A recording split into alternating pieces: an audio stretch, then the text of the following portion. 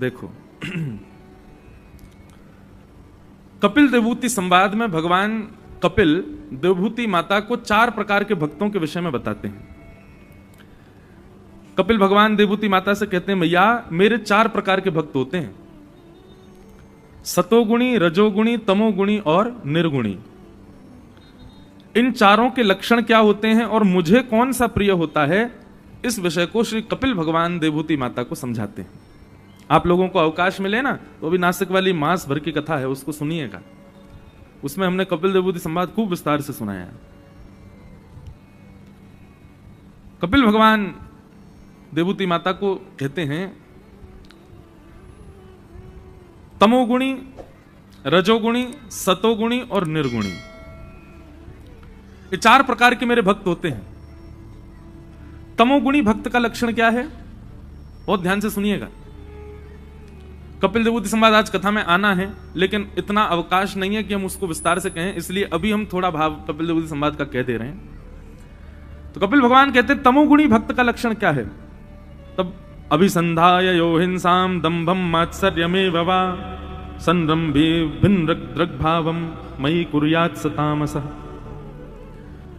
आप जितने भी लोग यहां बैठे हैं या जो लोग भी इसका सीधा प्रसारण दर्शन कर रहे हैं, बंधुओं, यदि ये लक्षण आपके अंदर है तो आप समझ जाइएगा कि आप तामसी भक्त हो। भक्त तो हो पर तामसी हो।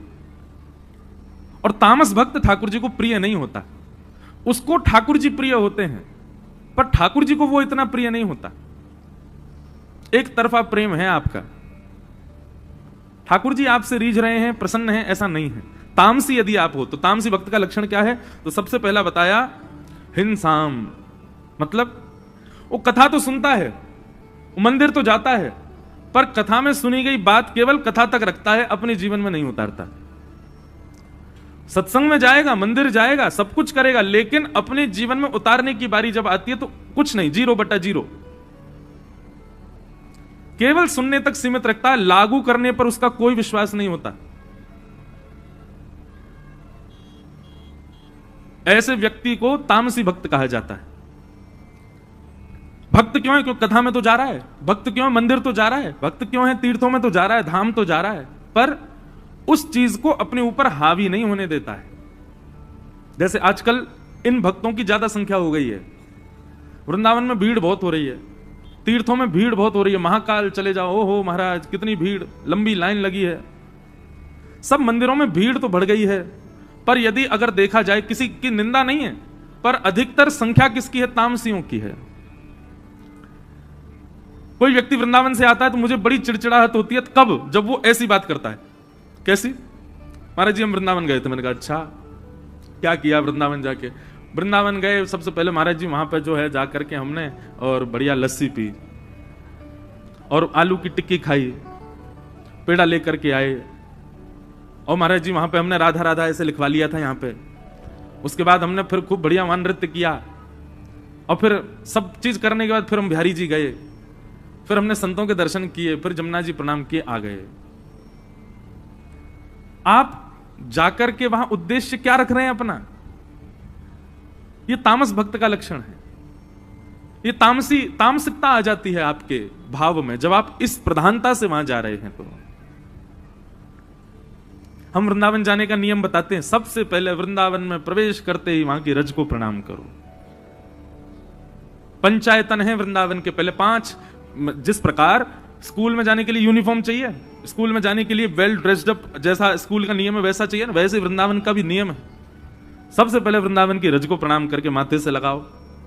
उसके बाद वृंदावन के वृक्षों को हृदय से लगा करके उनको प्रणाम करो। फिर किसी ब्रजवासी के घर की मधुकरी पाकर के ब्रजवासी को प्रणाम करो। चौथा, श्री यमुना जी को प्रणाम करो। कितने लोग ऐसे वृंदावन जाते यमुना जी का दर्शन ही नहीं करते। यमुना जी को प्रणाम करो। और फिर 5वें श्री गोपेश्वर महादेव को प्रणाम करो। वो वृंदावन में बैठे इसीलिए ताकि आपको वृंदावन का अधिकारी बना सके। जो अधिकार प्रदान करने वाले, हम उनसे वंचित होकर वृंदावन जाते हैं, वृंदावन के रूप को नहीं समझ पाते। गोपेश्वर महादेव को प्रणाम करो। इन पंचायतनों को प्रणाम करो, रज को, वृक्ष को, ब्रजवासी को, यमुना जी को और श्री महादेव गोपेश्वर महादेव को। इनके बाद कहीं जाओ बिहारी जी, राधा वल्लभ जी, राधा रमण जी, राधा दामोदर जी, गोपीनाथ जी, गोपेश्वर जी, आदि आदि। सबसे पहले इन पांचों को प्रणाम। लेकिन हम लोग क्या कर रहे हैं, हमारे पंचायतन दूसरे हैं। सबसे पहले करते हैं भेलपूरी को प्रणाम, फिर करते हैं लस्सी को प्रणाम, फिर करते हैं आलू की टिक्की को प्रणाम, उसके बाद कहीं जाकर के बिहारी जी को देखते हैं। बात तो मैं वहां ले गया, लेकिन यहां पर तामसी भक्त की चर्चा हो रही है। तामसी भक्त कैसा होता है? बोले कथा में तो जाएगा, मंदिर तो जाएगा, सब कुछ करेगा, लेकिन अपने जीवन में लागू नहीं होने देता उन चीजों को, सुनने तक सीमित रखता है बस कथा को। दूसरा लक्षण क्या है तामसी भक्त का? बोले दंभ। दंभ यानी कि केवल दिखावे की भक्ति करता है। इसको कहते हैं बगुला भगत। कौन सा भगत? बगुला भगत की कथा सुनी? बचपन में स्कूल में पढ़ाई जाती थी। वो नदी में एक पैर से खड़ा रहता है, आंख बंद करके खड़ा रहता है। मछलियां कहती हैं ओह बगुला बाबा आए, अरे हमारे यहाँ कुछ सिद्ध संत आए हमारी नदी में, आओ चलो प्रणाम करें सब सखियों। सारी मछलियां प्रणाम करने के लिए जाती हैं, जय हो सिद्ध संत। वो कोई तपस्या कर रहे हैं महाराज। इतने में ही बगुला एक आंख खोल करके देखता है, उनमें से मोटी सी मछली को तुरंत चोंच मार करके मुंह में ले लेता है, फिर तप में बैठ जाता। बगुला भगत। तो ऐसे ही बगुला भगत मतलब दंभ, केवल दिखा रहे हैं, दिखावे की भक्ति। और आजकल तो ये बहुत ज्यादा हो गई है, बिना दिखावे के तुम्हारा काम ही नहीं चल रहा है। तामसी भक्त का लक्षण क्या है? वो दिखावा करता है, वो दिखाता है कि देखो मैं भक्त हूं। तीसरा लक्षण बताया मात्सर्य में बाबा। मात्सर्य मतलब पहले दिन भी कथा में बताया गया, दूसरे के प्रति ईर्ष्या। अपने दुख से दुखी कम है, दूसरे के सुख से ज्यादा दुखी है। वो इतना सुखी क्यों है? और इसीलिए वो गणेश जी के पास, महाकाल भगवान के पास जा रहा है, क्योंकि वो सुखी क्यों है नाथ, मैं क्यों नहीं हूं। हे महाकाल भगवान, आपने पड़ोसी पे बहुत कृपा कर रखी है, उसके यहां बहुत बढ़िया चल रहा है सब कुछ, हम पे कब करोगे नाथ। दूसरे के प्रति ईर्ष्या की भावना रख के जो ठाकुर जी की शरणागति में जाता है, शरण में जाता है, तो ये लक्षण जिसमें है वो तामसी भक्त है। भगवान कहते हैं वो मुझको बिल्कुल प्रिय नहीं। पहले दिन की कथा सुनने से व्यक्ति के हृदय का तामस नष्ट हो जाता है, तामसिकता खत्म होती है। दूसरे भक्त कौन से होते हैं? तब भगवान कहते हैं राजस भक्त। बोले राजस भक्त का लक्षण क्या होता है?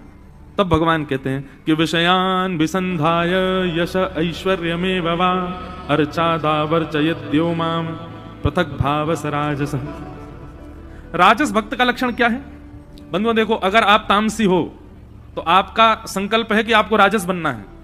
कहीं आप राजस हो तो आपका अगला स्टेप है कि आपको निर्गुण बनना है। और अगर आप निर्गुण में हो तो आपको राजस हो तो आपको सतोगुणी बनना है, और सतोगुणी हो तो आपको निर्गुण बनना है। इसलिए जिन जिन भावों को आप यहां सुन रहे हैं, अपने आप पहचान जाइए आप कौन से हैं, और उस भाव को ठीक करने का प्रयास करो। राजस भक्त का लक्षण क्या है?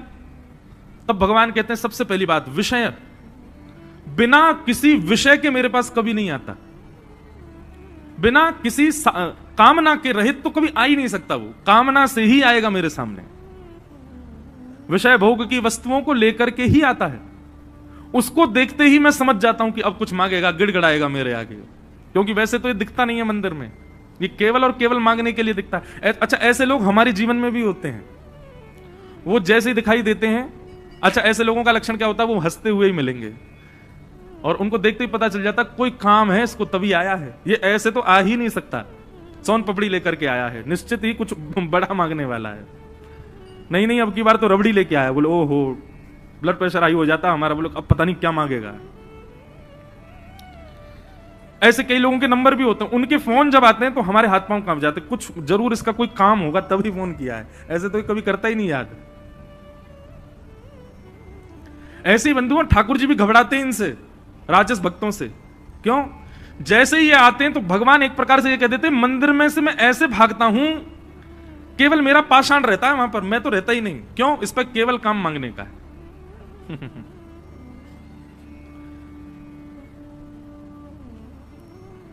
मैया मुरादें पूरी कर दे, हलवा बांटूंगी।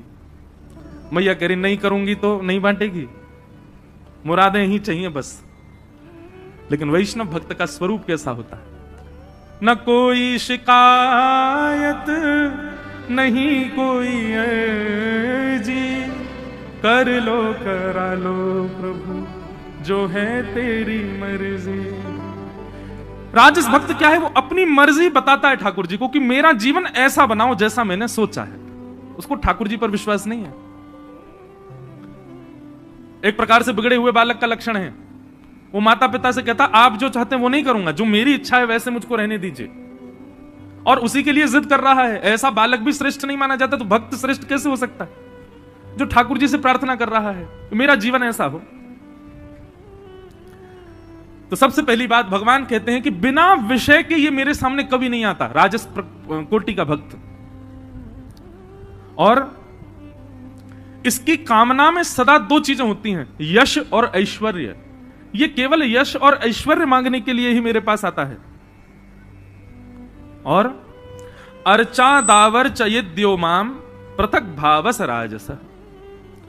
इसकी निष्ठा केवल और केवल मेरे अर्चा विग्रह में होती है। अर्चा विग्रह मतलब केवल मंदिर में प्रतिष्ठित भगवान के प्रति उसकी श्रद्धा है, ना तो उनके वैष्णवों में इसकी कोई श्रद्धा होती है, ना कथाओं में इसकी कोई श्रद्धा होती है, ना संत महापुरुषों में इसकी कोई श्रद्धा, कुछ नहीं। केवल और केवल मेरी अर्चा विग्रह को पूजता है और मुझसे मांगता है, बस यही काम है इसका।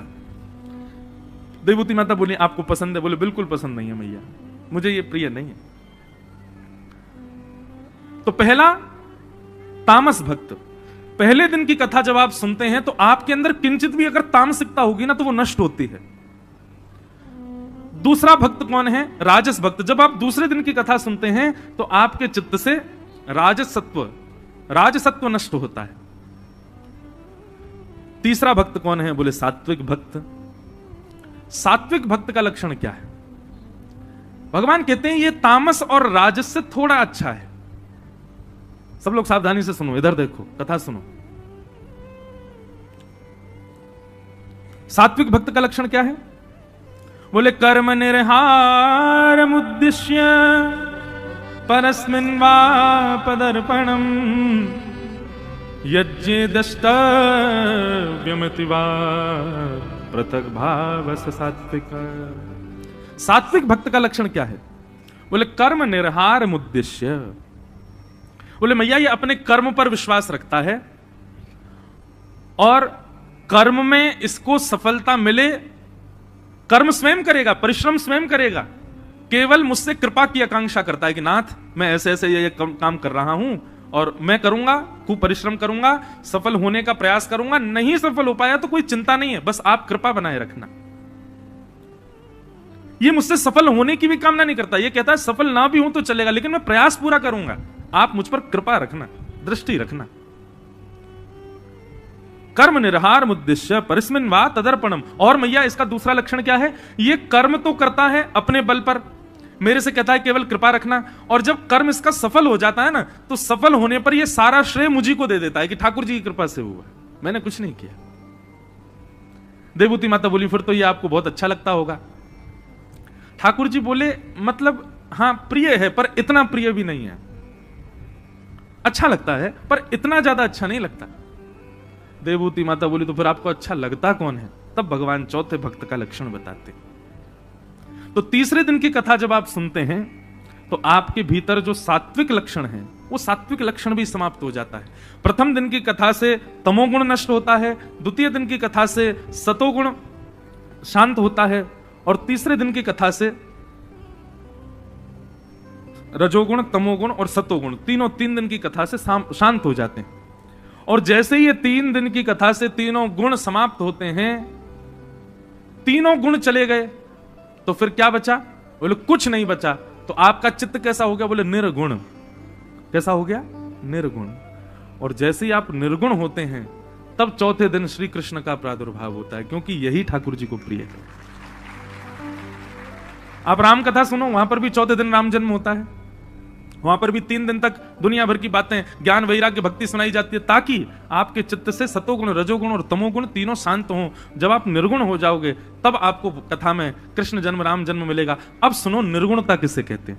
अगर आज भी ऐसे नहीं हुए जैसा निर्गुण को होना चाहिए तो क्षमा कीजिएगा, आपका तन प्रवेश कर रहा है चौथे दिन की कथा में, मन बुद्धि प्रवेश नहीं कर रहे। निर्गुण भक्त का लक्षण क्या है? तब भगवान कहते हैं कि लक्षणम भक्ति योगस्य निर्गुणस्य हृदाहतम अहैतुक्यव्यवहिता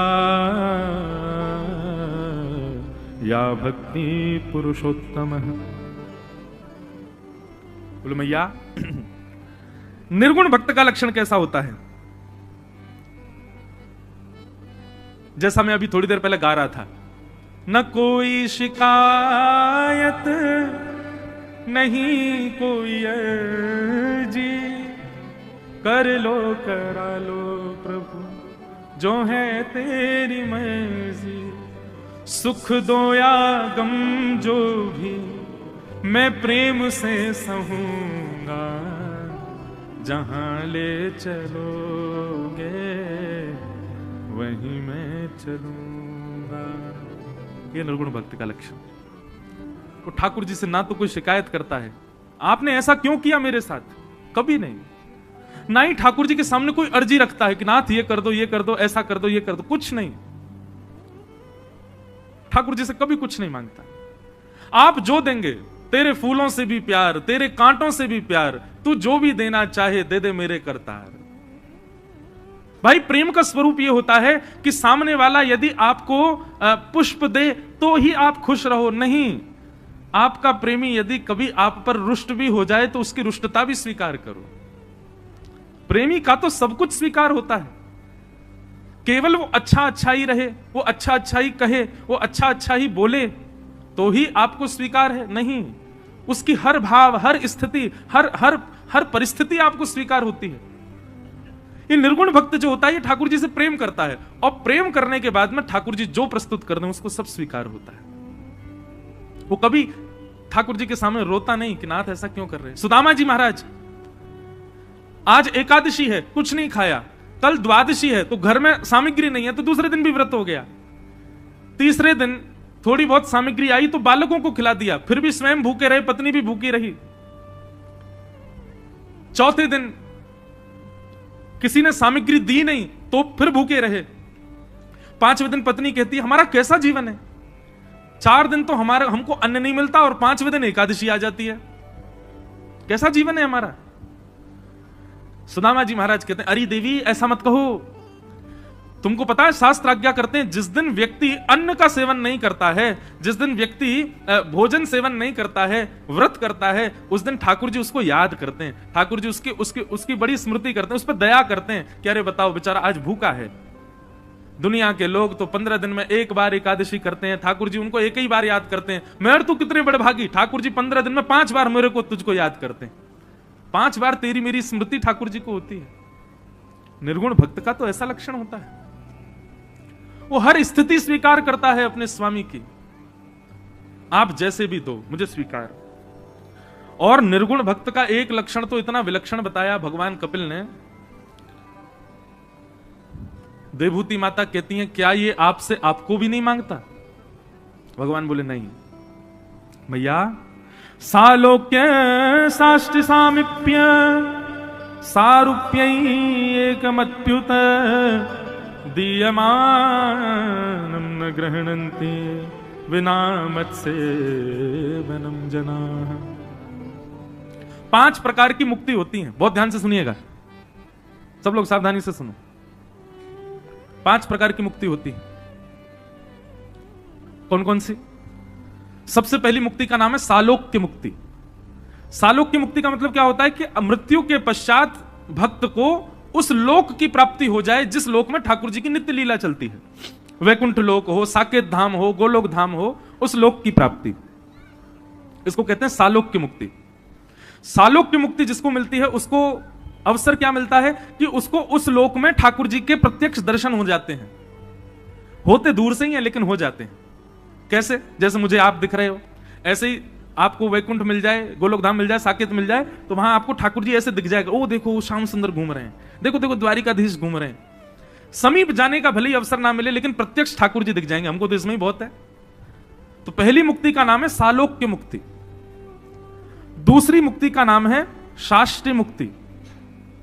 शास्त्रीय मुक्ति का मतलब क्या है? इसमें थोड़ी ठाकुर जी के प्रति थोड़ा सामीप्य मिल जाता, मतलब आप दिन में एक बार ठाकुर जी के समीप जाके उनको प्रणाम कर सकते हो। ठाकुर जी मिलने का अवसर एक बार देंगे दिन में। और या फिर आपको कोई सेवा मिल जाएगी, जैसे आज ठाकुर जी ये वस्त्र पहनने वाले हैं, इन वस्त्रों को तैयार कर लाओ, आज ठाकुर जी के लिए चंदन घिसलाओ, आज ठाकुर जी की रसोई में आप कुछ बनाए आओ। ठाकुर जी के समीप की थोड़ी सेवा आपको मिल जाएंगी, ये कहते हैं शास्त्रीय मुक्ति। तो सालोक्य मुक्ति, शास्त्रीय मुक्ति, फिर तीसरी मुक्ति सामीप्य मुक्ति। ये सामीप्य मुक्ति कैसी होती है? इसमें आपको ठाकुर जी के संग रहने का अवसर मिल जाता है। भैया आज ठाकुर जी जा रहे हैं, बोले कहां? बोले ध्रुवलोक जा रहे हैं, तो आप संग में जा सकते हो, ठाकुर जी के संग संग पीछे पीछे चल सकते हो। ठाकुर जी की पादुका उठा करके कहीं रख दो, ठाकुर जी की पादुका उठा लो, ठाकुर जी जब पादुका पहने आपके कंधे पे हाथ भी रख सकते हैं। ठाकुर जी का कभी झोला उठा लो, ठाकुर जी की जो सामग्री है कभी उनको ले लो। भगवान रथ पे बैठेंगे, रथ संभाल दो, रथ में संग बैठ जाओ। ये सामीप्य मुक्ति। बहुत ध्यान से सुनिएगा, इन मुक्तियों का चिंतन करके जो भजन करता है ना, उसी मुक्ति की प्राप्ति फिर होती है भजन के भाव से। तो पहली सालोक्य मुक्ति। अब अगर ऐसा भाव रखें तो कोई सालोक्य मुक्ति तो पाएगा ही नहीं, बोले कि नहीं हमको लोग थोड़ी चाहिए, हमें तो सामीप्य चाहिए। लेकिन उसमें भी आपकी भजन की गति देखी जाए, कितना भजन किया गया भाई। जिस प्रकार आपको आवाज आ रही है हमारी, थोड़ी नेक और बढ़ाओ। जिस प्रकार कहीं नौकरी करनी हो तो दो काम चलते हैं नौकरी मिलने के। पहला तो कहीं से जैक लगवा दो। इधर देखो सब लोग, बहुत ध्यान से सुनो। हमको ना देखो एक बात कहें, हमको कथा सुनाने में ज्यादा आनंद आता, हमको गाने नाचने में बहुत कम आनंद आता। वो तो तब आता जब कथा सुन के थोड़ा मन आनंदित हो जाए, तब गाने की इच्छा होती है।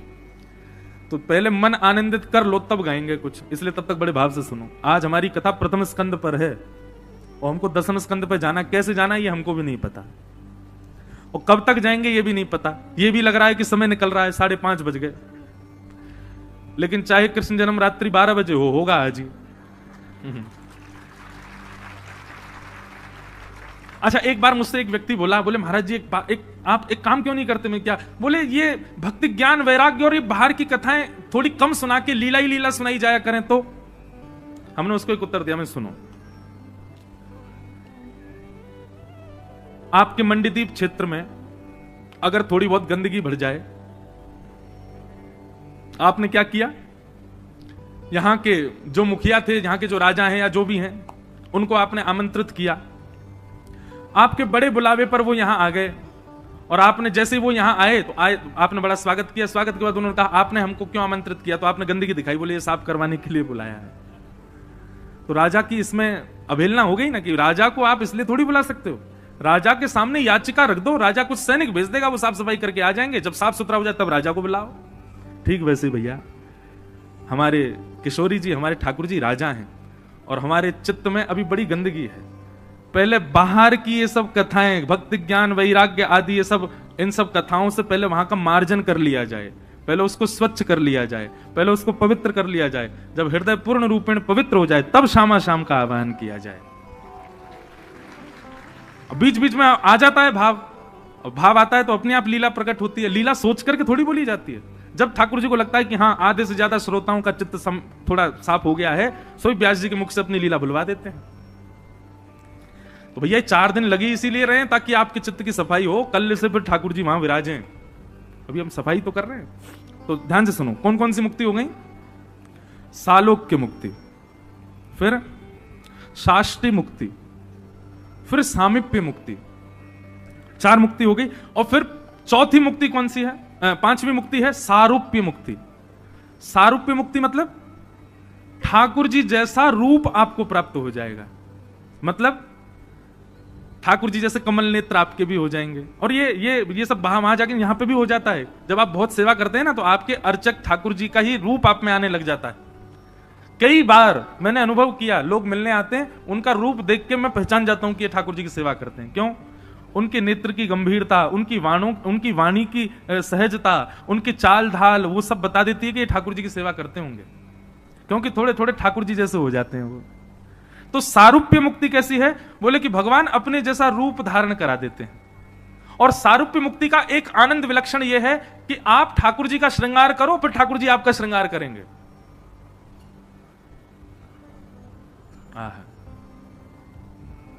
एक पद गाता हूं ना मैं, तू है सखी बड़ भाग बड़ी, नंदलाल तेरे घर आवत है,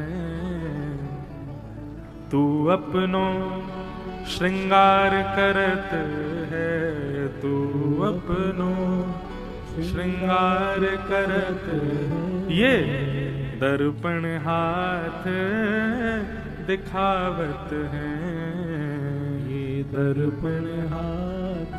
आप अपना श्रृंगार करो, ठाकुर जी ऐसे दर्पण लिए बैठे रहेंगे। आप थोड़ा मुंह ऊपर करो, ठाकुर जी दर्पण ऊपर करेंगे, नीचे करेंगे, इधर उधर करें। ये सारूप्य मुक्ति है। निज कर गूथ सुमन के गजरा, निज कर गूथ सुमन के। आपकी बैनी, आपकी जो चोटी है, ठाकुर जी अपने हाथ से गूथेंगे और गूथ करके बीच बीच में सुंदर सुंदर पुष्प सजा देंगे। निज कर गूथ सुमन के गजरा, निज कर गूथ सुमन के गजरा, अपने ही हाथ पहरावत है, अपने ही हाथ पहरावत है। यह है सारूप्य मुक्ति। अच्छा एक बात कहूं बंधु, हम जिन मुक्तियों के विषय में सुन रहे हैं ये मृत्यु के पश्चात की मुक्तियां हैं।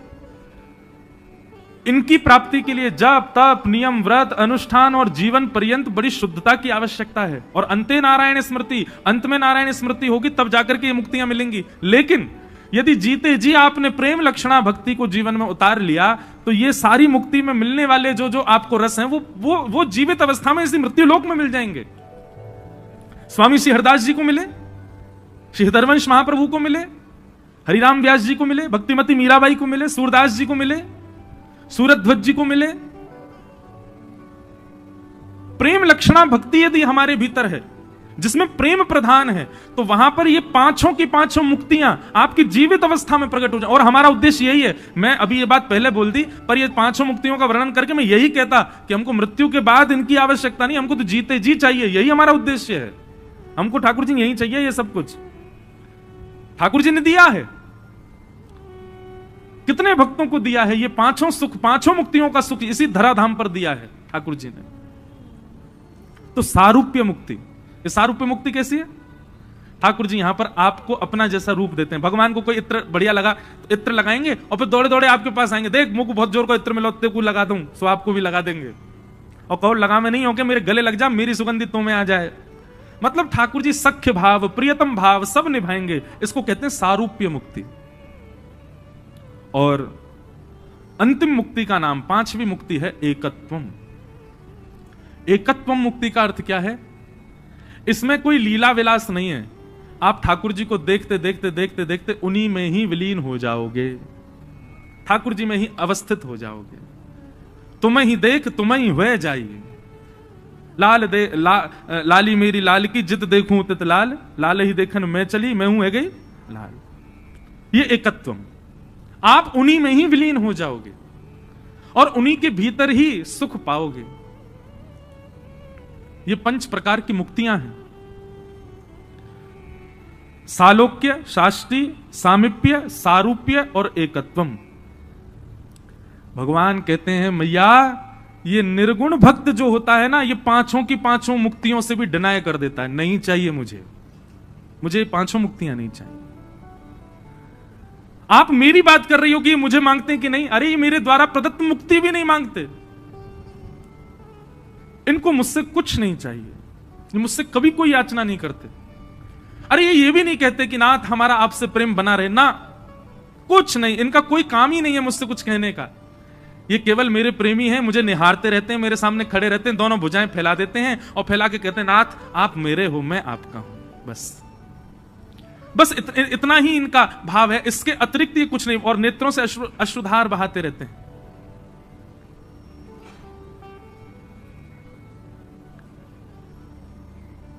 कुछ नहीं मांगते। मैया इस प्रकार की भावना रखने वाले ये निर्गुण भक्त, ये मुझे सबसे ज्यादा, प्राणों से भी ज्यादा प्रिय लगते हैं। मुझे प्राणों से भी अति प्रिय हैं ये भक्त। और बंधुओं, हम जिन जिन भक्तों की रस चर्चा सुनते हैं कथाओं में, चाहे वो भक्तमाल के भक्त हों, चाहे वो भागवत जी के भक्त हों, ये सारे भक्त निर्गुण भक्ति के उपासक हैं। इसीलिए ठाकुर जी को प्रिय है, ठाकुर जी को अच्छे लगते हैं। तो चौथे दिन कथा होने का कारण यह है ताकि राजस तामस और सात्विक, 3 दिन की कथा से ये तीनों गुण हमारे शून्य हो जाएं और जैसे ही हम निर्गुण हो जाएं तब हम गाएं नंद घर आनंद भयो जय कन्हैया लाल की, हाथी दीने घोड़ा दीने और दीनी पालिकी, नंद घर आनंद भयो। अब राजस और सात्विक और तामस भक्त यदि इसको गाएगा तो वो आनंद लेगा, लेकिन ठाकुर जी को सुख नहीं मिलेगा। ठाकुर जी को तो तब सुख। आपको पता है ब्रजवासियों की स्थिति क्या थी? नंद बाबा अटारी पर खड़े होकर के रत्न लुटा रहे थे और ब्रजवासी इतने निर्गुण हो गए थे कि ब्रजवासी ऐसे झोला फैला करके लूटें रत्नों को और उन रत्नों को लूट करके भर के लेके जाएं, स्वयं टीले पर चढ़ जाएं और स्वयं भी ले लेकर के दूसरों पर लुटा दे। कुछ भी अपने पास नहीं रखा ब्रजवासियों ने, इतने निर्गुण हो गए। शाम को यहां टॉफी और बिस्किट लुटाए जाएं, महाराज माताओं में, बहनों में, भाइयों में घमासान मच जाती, मेरा बिस्कुट ले गया। हम निर्गुण कहां हैं? गुब्बारे फोड़ने में लगेगी होड़, कौन किस पर चढ़ के फोड़े। हम निर्गुण कहां हैं? वास्तविकता तो वो बीच वाला जो वो है ना यंत्र कैमरा वाला, वो हिल रहा है, इसलिए वो कह रहे हैं साइड हो जा। नेक भैया ने आराम से बोल देकर कथा में बीच में बोलो वृंदावन बिहारी लाल की। तो क्या बता रहा था मैं? हाँ, निर्गुण। ये चौथे दिन कृष्ण जन्मोत्सव, कृष्ण लीला इसलिए आती है ताकि निर्गुणता चित्त में आ जाए, निर्गुण भाव चित्त में आ जाए, कोई याचना नहीं।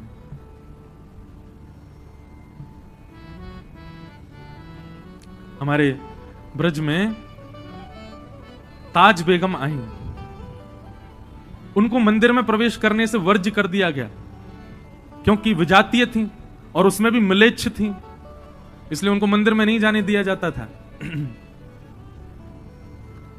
ताज बेगम बाहर बैठी बैठी, ठाकुर जी के मंदिर के बाहर बैठी बैठी केवल दर्शनार्थियों से सुनती थी कि ठाकुर जी का श्रृंगार कैसा है। वे सब वाक्य बताते, ऐसा श्रृंगार है, ऐसा मुकुट है, ऐसा रूप है। तो ताज बेगम वहीं बाहर बैठी बैठी रेत में ही ठाकुर जी की आकृति बनाती थी और सुना जो गया है उसी से आकृति बनाकर के रेत के ही ठाकुर जी का दर्शन करती। एक दिन स्थिति ऐसी हो गई कि ये करते करते करते करते अब ताज बेगम किसी से पूछती नहीं है, अपने आप बनाती है आकृति और आकृति बनाकर के बाहर आने वाले लोगों से अपने आप बताती। आज ठाकुर जी ने नीले वस्त्र पहने हैं? बोले हाँ, आज नीले वस्त्र पहने। ठाकुर जी ने गले में मोती की माला पहनी है? बोले जी।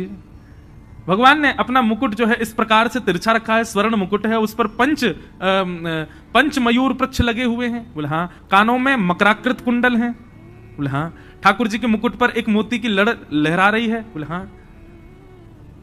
ऐसी स्थिति में पहुंच गई ताज बेगम कि अब उसको दर्शन की आवश्यकता नहीं है, वो नेत्र बंद करके बाहर से जो चिंतन करती है वैसा ही श्रृंगार ठाकुर जी का होता है। सुनो दिल जानी मेरे दिल की कहानी, ताज बेगम गाती है। सुनो दिल जानी मेरे दिल की कहानी, तेरे हाथ हूँ बिकानी, तेरे हाथ हूँ बिकानी, बदनाम भी सहूंगी, सुनो दिल जानी। ऐसे ऐसे भक्तों की लीलाएं हैं।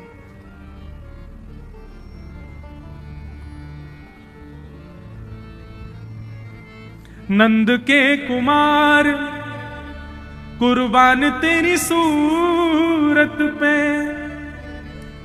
हूं तो मुसलमानी हिंदुआनी हूं रहूंगी, सुनो दिल जानी मेरे दिल की कहानी, तेरे हाथ हूँ बिकानी, तेरे हाथ हूँ बिकानी, बदनाम भी सहूंगी, सुनो दिल जानी।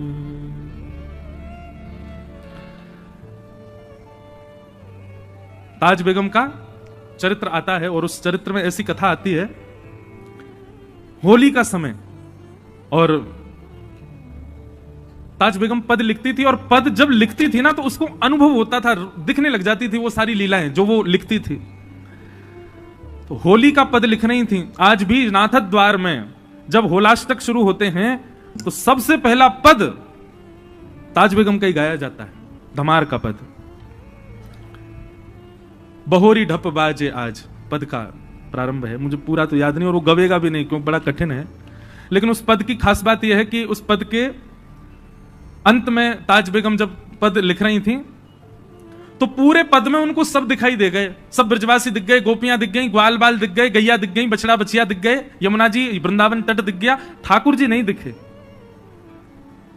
उनको जो दिखता था वो लिखती थी और लिखते लिखते उनको इतना विरह हो गया कि ठाकुर जी नहीं आए अभी तक। इतना विरह हुआ कि पद लिखते लिखते लिखते अंतिम पंक्ति लिखी रही थी कि अभी तक ठाकुर जी नहीं आए। उसी विरह में उन्होंने प्राण त्याग दिए और अंतिम पंक्ति की अंतिम शब्दावली अभी रह गई थी जिसमें छाप होती है लेखक की। जैसे सूरदास जी के पद आप गाओ तो सूरदास जी के पद में अंत में सूरदास तारी कामर पे चढ़े ना दूज और ऐसे छाप होती है। कुम्मन दास जी का पद गाओ तो कुम्मन दास जी का नाम आता है, तुलसीदास जी के कोई पंक्ति गाओ तो तुलसीदास जी का नाम। ऐसी ताज बेगम की छाप आनी थी, वो छाप वाली पंक्ति लिखनी थी ताज बेगम को, लेकिन तभी उनके प्राण निकल गए, प्राण त्याग दिए, ठाकुर जी नहीं आए पद में। तो कहते हैं आकाश में गर्जना हुई, श्याम घटा प्रकट हो गई और अंतिम पंक्ति पूर्ण करने के लिए स्वयं श्याम सुंदर प्रकट हो गए और उसकी अंतिम पंक्ति लिखी, निर्तत आवत ताज के प्रभु। ठाकुर जी ने लिखा निर्तत आवत ताज के प्रभु, मतलब नाचते हुए आ रहे हैं। कौन? बोले ताज के प्रभु। गावत गीत धमार, ठाकुर जी धमार गीत गाते हुए अंतिम क्षण में प्रकट हो गए। बड़ी बड़ी लीलाएं, बड़ी बड़ी आनंदमयी लीलाएं हैं ठाकुर जी, कहां तक वर्णन करें उनका। तो निर्गुण, ये चौथे दिन कृष्ण जन्म होने का तात्पर्य केवल और केवल इसलिए है कि आपके चित्त में निर्गुणता आवे। अगर 3 दिन के क्रम में निर्गुण नहीं हुए हैं तो क्षमा कीजिए, अब ये वाला क्रम तो चला गया, अब अगली कथा में प्रयास करना कि 3 दिन में निर्गुण बनो। चौथे दिन जब तक निर्गुण नहीं बनोगे, आपको लगेगा मंडी द्वीप में पंडाल में व्यास जी ने कथा कह दी और कृष्ण जन्म किया, लेकिन निर्गुण हो जाओगे ना, नेत्र बंद हो जाएंगे। ये सब आपको भोपाल मंडी द्वीप के लोग नहीं, ऐसा लगेगा ये सब ब्रजवासी हैं, ये मधुमंगल श्रीदामा आदि ही सब नाच रहे हैं। अरे देखो ये सब सखियां ललता विशाखा आदि गोपियां सब नृत्य कर रही हैं, सामने व्यास जी नहीं साक्षात नंद बाबा बैठे हैं, मंच पर बैठ करके नंद घर आनंद भयो गा रहे हैं, हमको लुटा रहे हैं। और जो बालक आता है ना स्वरूप धारण करके, उसमें साक्षात श्री कृष्ण का अनुभव होगा, यदि निर्गुणता चित्त में आई होगी तो, नहीं तो सामान्य दिखेगा सब। श्रीमद् भागवत की कथा सुनना बंधुओं कोई पोथी सुनने समान नहीं है, ये साक्षात प्रैक्टिकल चीजें हैं। लोगों ने मजाक समझ लिया भागवत को, मजाक नहीं है। आज भी सामर्थ्य है श्रीमद् भागवत जी में, यदि कोई भाव से और निर्गुणता से श्रवण करे तो आज भी 5000 पुराना वृंदावन प्रकट कर सकती है श्रीमद् भागवत। 5000 वर्ष पूर्व हुई घटना आपके सामने प्रत्यक्ष दिखने लग जाएगी। क्यों आ रहे हैं आप इतनी संख्या में? कहीं ना कहीं अनुभव होता है लीलाओं का, कहीं ना कहीं लीलाएं दिखती हैं आपको, चिंतन होता है, ये भागवत जी की कृपा है। तो निर्गुणता, उस निर्गुण को प्राप्त करने के लिए निर्गुण ही बनना पड़ेगा।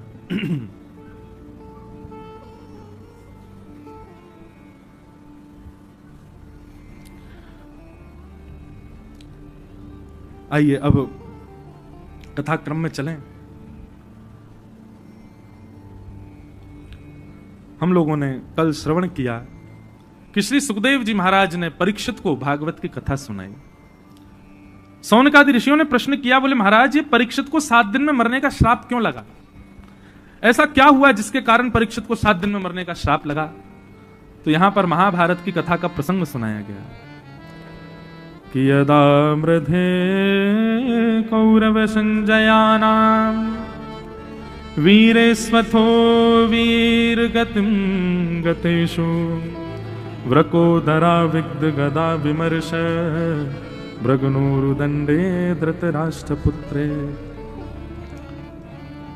मुझे जो जो विषय लगेंगे उन पर मैं थोड़ा प्रकाश ज्यादा डालूंगा, बाकी विषयों को मैं सूक्ष्मता से कहता हुआ अब आगे चलूंगा। महाभारत की कथा प्रारंभ होती है और महाभारत की कथा जो भागवत में यहां शुरू होती है वो कहां से शुरू होती है कि युद्ध अपने अंतिम पड़ाव पर चल रहा है। परीक्षित को 7 दिन में मरने का श्राप क्यों लगा, यह कथा सुनाई जा रही है। युद्ध के अंतिम पड़ाव में भीम ने दुर्योधन की जंघा पर प्रहार करके उसको परास्त कर दिया। दुर्योधन की पृथ्वी पर गिरते ही पांडव युद्ध जीत गए, परंतु पदेषणा है दुर्योधन के अंदर। कौन सी? पदेषणा। बंधु, ये पदेषणा बहुत बुरी होती है। पदेषणा मतलब किसी पद की इच्छा रखना। पदेषणा में सम्मान की इच्छा भी आती है, बहुत सम्मान की इच्छा रखना। एक बात और सुनिए और लिख लीजिएगा कि वैष्णव जो होता है ना, वो बहुत सम्मान की इच्छा नहीं रखता है। अच्छा, आज मुझसे किसी ने कहा ये वैष्णव कौन होता है? ठाकुर जी का जो है वो वैष्णव है। ठाकुर जी के जो प्रिय हैं, ठाकुर जी को जो भजते हैं, उनको वैष्णव कहा जाता है। हम सब वैष्णव हैं। तो वैष्णव का स्वभाव होता है सम्मानम कलयात घोर गरलम। उसको सम्मान विष के समान लगता है, उसको ज्यादा सम्मान की इच्छा नहीं होती। और कोई जबरदस्ती उसको सम्मान दे भी ना, तो वो उस समय या तो नीचे नजर झुका लेता है और हाथ जोड़ के प्रार्थना करता है। वैसे तो शास्त्राज्ञा करते हैं कि स्तुति से सब प्रसन्न होते हैं, लेकिन वैष्णव प्रसन्न नहीं होता। वैष्णव की जब स्तुति गाई जाती है तो वो नेत्र बंद कर लेता है। इसलिए महादेव सदा नेत्र बंद करके ध्यान में ही रहते हैं, कितनी स्तुति गाते रहो, क्योंकि महादेव को ज्यादा सम्मान की इच्छा नहीं है। अच्छा, एक बात सुनिए, इनको देवादिदेव क्यों कहा जाता है? इनको महादेव क्यों कहा जाता है? ये देवों के भी देव क्यों हैं? क्योंकि अपमान को स्वीकार करे बैठे। दक्ष के द्वारा किया गया अपमान वास्तव में नीलकंठ वो इसलिए नहीं है कि उन्होंने विषपान किया है। आज के युग में विष पीना, यह विषपान का मतलब नहीं है। अपने अपमान को पी जाना, अपने अपमान को सहन कर लेना, यह एक प्रकार का विषपान के समान है। और जो अपमान सह लेता है ना, अपमान पान कर लेता है, अपमान में भी विचलित नहीं होता है, वही महादेव है, वही देवों का देव है।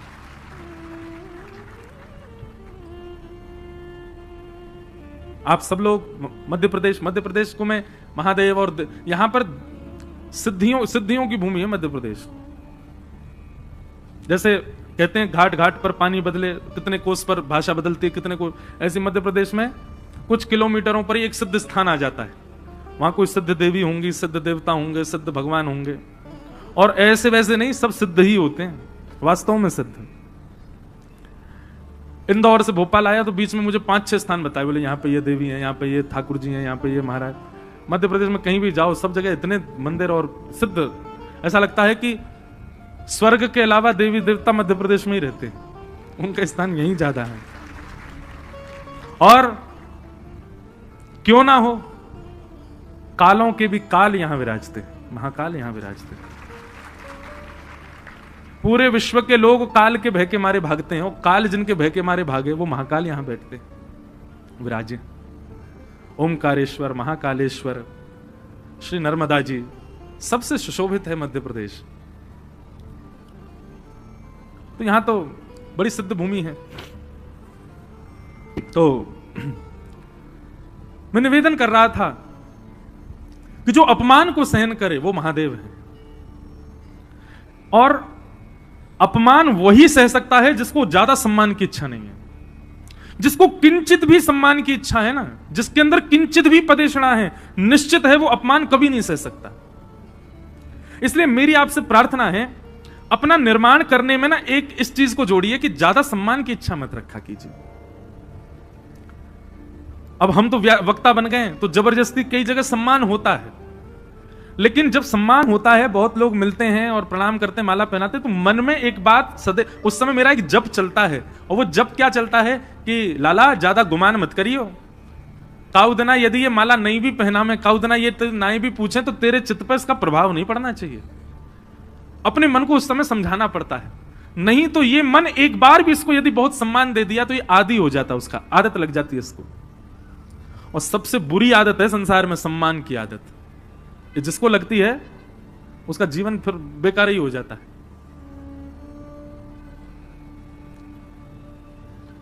तो पदेषणा, दुर्योधन मरणासन अवस्था में पड़ा है, लेकिन उसके अंदर यह भावना कि यदि मैं नहीं बैठा हूं हस्तिनापुर की गद्दी पर, पांडवों को भी नहीं बैठने दूंगा। गुरुपुत्र अश्वत्थामा को आज्ञा दे दी, बोले कि ऐसा करो, इन पांडवों के वंश में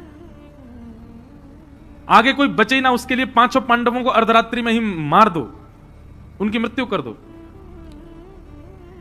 लेकिन भैया जिसके रक्षक सुदर्शन चक्रधारी हैं, ठाकुर जी की जिस पर किंचित भी कृपा है, उसको कोई कैसे मार सकता है?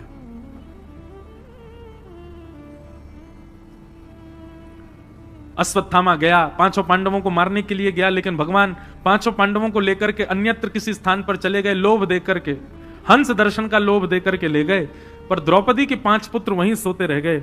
अश्वत्थामा ने आकर के उन 5 पुत्रों को मार दिया।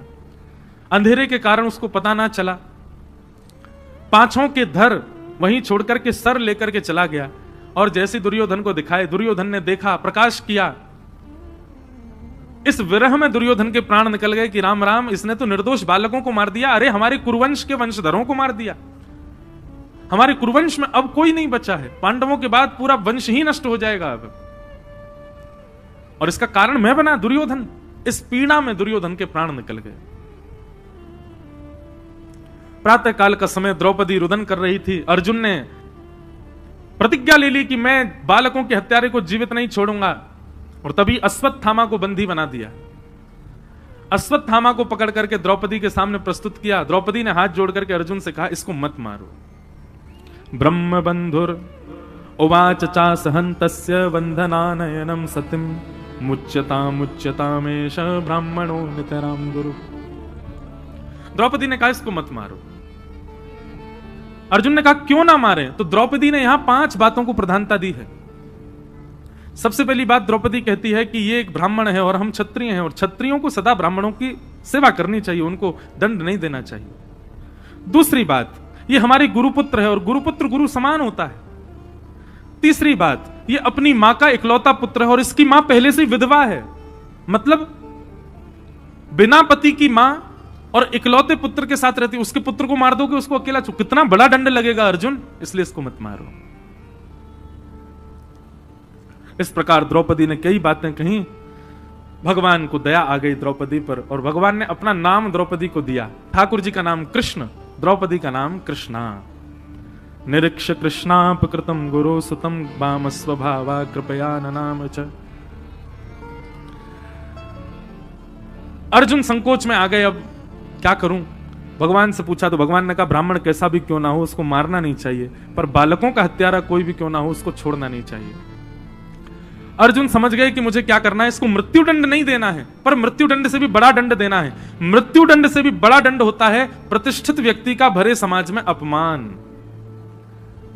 एक तो होता है सीधे मृत्यु कर देना, एक होता है हर क्षण उसकी मृत्यु होना, और वो अपमान से ही होती है। और भरी सभा में अर्जुन ने अश्वत्थामा का अपमान कर दिया। अपमान की ज्वाला में संदग्ध अश्वत्थामा लौट करके गया और उसने ब्रह्मास्त्र छोड़ दिया उत्तरा के गर्भस्थ शिशु को मारने के लिए। बोले 5 बालक तो मैं मार ही चुका हूं, एक बालक अभी गर्भ में, उसको भी मार दूंगा तो इन पांडवों के यहां तर्पण करने वाला भी नहीं बचेगा कोई। जैसे ही उत्तरा के ऊपर ब्रह्मास्त्र छोड़ा, भगवान उस समय रथ में आरूढ़ होकर के द्वारिका जा रहे थे। उत्तरा दौड़ी दौड़ी ठाकुर जी की शरण में आ गई। पाहि पाहि महायोगिन देव देव जगतपते नान्यम तद्भयम पश्ये यत्र मृत्यु परस्परम। उत्तरा के उस करुण क्रंदन को जब ठाकुर जी ने सुना, भगवान रथ से उतर करके खड़े हो गए। उत्तरा ने जाकर के प्रार्थना की, नाथ ये ब्रह्मास्त्र मुझे मारने आ रहा है, मैं मर जाऊं चलेगा, मेरे बालक को आप बचा लीजिए, मैं कृपा करके आपसे प्रार्थना करती हूं नाथ। मेरे पति को तो कौरवों ने मार दिया चक्रव्यूह बना करके, मेरे बालक की कम से कम आप रक्षा कीजिए। भगवान एक रूप से तो बाहर खड़े हैं और दूसरे रूप से अंगुष्ठ मात्र वायु बनकर के उत्तरा के गर्भ में प्रवेश किया और अपनी चक्रा नाम की गदा को इतनी द्रुत गति से भीतर गर्भ में जाके घुमाया कि उत्तरा के गर्भस्थ बालक की रक्षा हो गई और ब्रह्मास्त्र आकाश में ही नष्ट हो गया। बोलो भक्तवत्सल भगवान की। विषय तो इतने सुंदर सुंदर है, मन होता है कि इनको इतना विस्तार से कहूं, और मैं अभी इतनी विस्तार की कथा कर आया हूं कि मुझको बार बार भाव आ रहे हैं कि इसमें ये कहूं, इसमें ये कहूं। एक बात बहुत ध्यान से सुनिए, ये कह के आगे चलूंगा। हमारे पूज्य पिताजी महाराज के गुरुदेव भगवान श्री रामानुज गुरु जी एक बात यहां बहुत अच्छी कहते हैं। भगवान ने उत्तरा के गर्भ में प्रवेश करके बालक की रक्षा की। क्यों? ठाकुर जी चाहते तो बाहरी खड़े खड़े गदा घुमा देते, वहीं नष्ट हो जाता। गर्भ में क्यों गए? और उस गर्व में गए हैं भगवान जिस गर्व में कभी ना जाना पड़े, उसके लिए हम लोगों को बताया जाता है ऐसे कर्म करो, ऐसा कर्म करो, दोबारा जन्म ना लेना पड़े, दोबारा पृथ्वी में ना आना पड़े, दोबारा मातृ गर्व ना मिले। उस गर्व में ठाकुर जी प्रवेश कर गए। बालक की रक्षा करनी थी तो कर्तुम अकर्तुम अन्यथा, ठाकुर जी को गदा भी उठाने की जरूरत नहीं, भगवान भ्रकुटी टेढ़ी करके ब्रह्मास्त्र को देख लेते, वही नष्ट हो जाता। पर ठाकुर जी ने यह लीला क्यों की? एक रूप से बाहर खड़े हैं, दूसरे रूप से अंगुष्ठ मात्र बन करके नासिका से भीतर प्रवेश करके और फिर भीतर जाके गदा घुमा करके गर्व में रक्षा कर रहे हैं। समझ में नहीं आई बात। भाई बाहर से कोई आक्रमण है तो बाहर से लड़ो ना, आप घर के भीतर जाकर के और भीतर से लड़ रहे हो, ये तो समझ में नहीं आई बात। ठाकुर जी ने गर्भ में प्रवेश क्यों किया? ब्रह्मास्त्र तो बाहर से आ रहा है। तो श्री रामानुज गुरु जी हमारे दादा गुरुदेव, जिनकी परंपरा से हमको व्यासपीठ मिली है, वो इतना सुंदर भाव यहां कहते हैं। वो कहते हैं ठाकुर जी का कोई और प्रयोजन नहीं है गर्भ में जाने का, केवल एक भाव की पूर्णता के लिए ठाकुर जी गर्भ में गए। बोले क्यों? बोले इस कन्या के गर्भ में, इस मैया के गर्भ में मेरी कथा सुनने वाला श्रोता है, उसको जाकर के दर्शन दे आऊं एक बार। और गुरुदेव भगवान कहते हैं जो कोई भी भागवत की कथा में बैठा है और कथा भाव से सुन रहा है, निश्चित है उसने अपनी मातृ गर्भ में ठाकुर जी का दर्शन किया है, इसीलिए वो कथा में बैठा है। हम लोग कथा में बैठे हैं, हमारा ये चुनाव मातृ गर्भ में ही हो चुका है। पहले दिन कथा में आए, उसके बाद दूसरे दिन आने की रुचि क्यों हुई, तीसरे दिन आने की रुचि क्यों हुई, आज चौथे दिन भी आप क्यों बैठे हो कथा में? ये आपकी रुचि क्यों बन रही है ठाकुर जी के साथ? आपने देखा तो कभी नहीं है उनको, मैंने कभी देखा तो नहीं, मैं कैसे कह पा रहा हूं उनकी लीला को? निश्चित ही हमने अपनी मातृ गर्भ में ठाकुर जी का दर्शन किया है, उनका किंचित अनुभव किया, हमको याद नहीं है, इसलिए हम कथा सुनकर के उनकी स्मृतियों को पुनः लाने का प्रयास करते हैं। इसीलिए हमको उनसे कोई संबंध अपना लगता है, इसीलिए वो अपने से लगते हैं। भागवत का वक्ता और भागवत के श्रोता यानी कि सुखदेव जी और परीक्षित दोनों की कथा में आता है कि दोनों ने जन्म बाद में लिया, भगवान का दर्शन पहले किया है गर्भ में। वहां सुखदेव जी के विषय में भी आता है कि सुखदेव जी जन्म नहीं ले रहे थे, 12 वर्ष तक मातृ गर्भ में रहे। तब वेद व्यास जी ने प्रार्थना की तो सुखदेव जी बोले अगर ठाकुर जी प्रकट होकर के मुझको आश्वासन दें कि संसार की माया तुमको नहीं सताएगी तो मैं जन्म लूंगा, नहीं तो मैं यहीं रहूंगा भीतर ही मां के गर्भ में। तब सुखदेव जी की इस इच्छा पर भगवान बिटिका के गर्भ में, वेद व्यास जी की पत्नी के गर्भ में प्रकट हुए और प्रकट होकर के सुखदेव जी को आश्वासन दिया कि तुमको संसार की माया नहीं सताएगी, तुम तो मेरी कथा गाने के लिए आए हो, जाओ जन्म लो। और ठीक वैसे ही उसी कथा के श्रोता परीक्षित, उन्होंने भी जन्म बाद में लिया है। भगवान ने गर्भ में जाकर के मानो उनको आश्वासन दिया हो कि तुम मेरे भागवत के श्रोता बनोगे। भागवत का वक्ता होना, श्रोता होना हमको लगता है बहुत साधारण बात है, पर नहीं, ठाकुर जी के आश्वासन से, ठाकुर जी की कृपा से ही हमको यह सद्भाग्य प्राप्त होता है।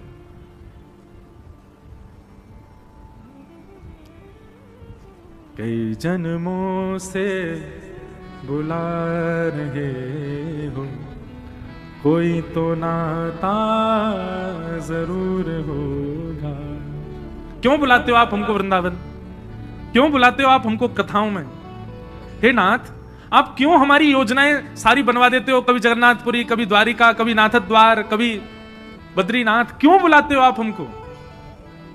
कोई तो नाता जरूर होगा। और एक बात कहें, बहुत ध्यान से सुनना, मैं नाता बताऊं हमारा क्या है ठाकुर जी से। अगर गुरुदेव भगवान की इस बात को माने कि ठाकुर जी मुझे और आपको गर्भ में ही आश्वासन देकर के गए कि तुम कथा के वक्ता श्रोता होगे, तो मातृ गर्भ में आने से वो हमारे सहोदर भ्राता हो गए। सहोदर भ्राता, सहोदर भ्राता समझते हैं? एक मां के गर्भ में 2 बालक रहते हैं, उनको सहोदर भ्राता, जुड़वा भैया। और जुड़वा में तो यूं देखते हैं शक्ल मिल रही है कि नहीं, पर कई बालक जुड़वा होते पर शक्ल नहीं मिलती उनकी। लेकिन हमारी आपकी शक्ल थोड़ी थोड़ी ठाकुर जी से मिलती है। हमारे आपके मुखमंडल पर नेक तिलक कोई पधरा दे तो हम ठाकुर जी जैसे थोड़े थोड़े हो जाते हैं, तो निश्चित है वो हमारे सहोदर भ्राता है। वही संबंध है हमारा, इसीलिए हमको कथा प्रिय लगती है। नहीं तो 4 घंटे एक आसन पर बैठे रहना, मेरे तो फिर भी ऐसी लग रहे हैं। वो बात अलग है कि इनकी पंखड़ी बंदी रहती है, लगे हैं, पर ये चलती ही हवा आती है, तो फिर काय को लगे पता नहीं। अब ये जब मैं आरती होती तब तक तो बढ़िया सुख देते, उसके बाद हमारे एक पंडित जी उठ के आते हैं, दोनों की पंखुड़ियां ऊपर कर जाते, बोले अब व्यास जी कुछ कह भी नहीं सकते, कथा तो कहनी है इनको। इतनी देर आप लोग गर्मी में बैठे रहते हो और बिल्कुल टस से मस नहीं होते, कथा हम सुनाते रहते हो, हम तो कीर्तन भजन भी बहुत कम गाते हैं कथा में, फिर भी आप बैठे रहते हो। क्यों? आपको किस बात से रुचि आ रही है? क्योंकि आपका संबंध ठाकुर जी से है। नजरों से नजरें मिला न पाऊं, मेरी नजर का कसूर होगा। हमारी नजर का कसूर है कि हम पहचान नहीं पा रहे, पर ठाकुर जी तो हमारे ही, उनसे हमारा संबंध है। हो श्याम प्यारे से जिसका संबंध है, श्याम प्यारे से जिसका संबंध है, मुरली वाले से जिसका संबंध है, मुरली वाले से जिसका संबंध है, उसको हर घड़ी आनंद ही आनंद है, उसको हर घड़ी आनंद ही आनंद है, उसको हर घड़ी आनंद ही आनंद है, उसको हर घड़ी आनंद। करताल बजा के गाओ भाव से।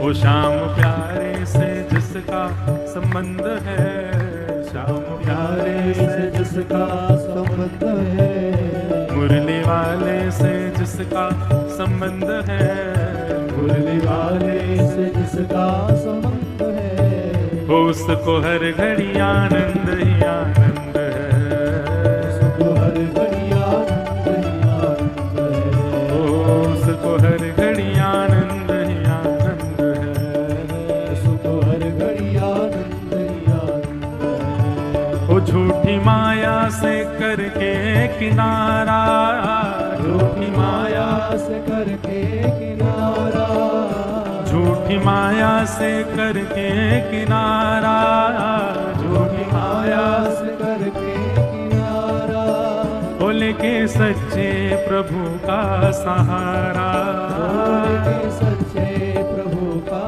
सहारा, बोले के सच्चे प्रभु का सहारा, बोले के सच्चे प्रभु का सहारा, जो उसी की रजा में रजामंद है, जो उसी की रजा में रजामंद है, जो उसी की रजा में रजामंद है, जो उसी की रजा में रजामंद। आओ भाव से। उसको हर घड़ी आनंद ही आनंद है, उसको हर घड़ी आनंद ही आनंद है, हाँ उसको हर घड़ी आनंद ही आनंद है, उसको हर घड़ी आनंद ही आनंद है। वो श्याम प्यारे से जिसका संबंध है, श्याम प्यारे से जिसका संबंध है, गिरवरधारी से जिसका संबंध है, गिरवरधारी से जिसका संबंध है, उसको हर घड़ी आनंद ही आनंद है, हाँ उसको हर घड़ी आनंद ही आनंद है, उसको हर घड़ी आनंद। श्री राधा रमण लाल की जय हो।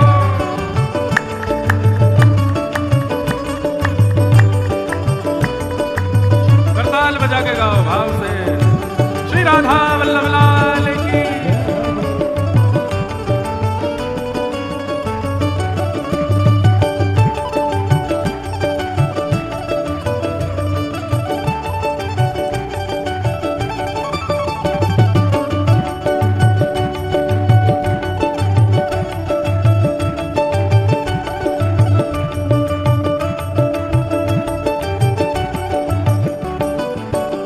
निंदा चुगली ना जिसको सुहाए, निंदा चुगली ना जिसको सुहाए, निंदा चुगली ना जिसको सुहाए, निंदा चुगली ना जिसको सुहाए, ओ बुरी संगत की रंगत न भाए,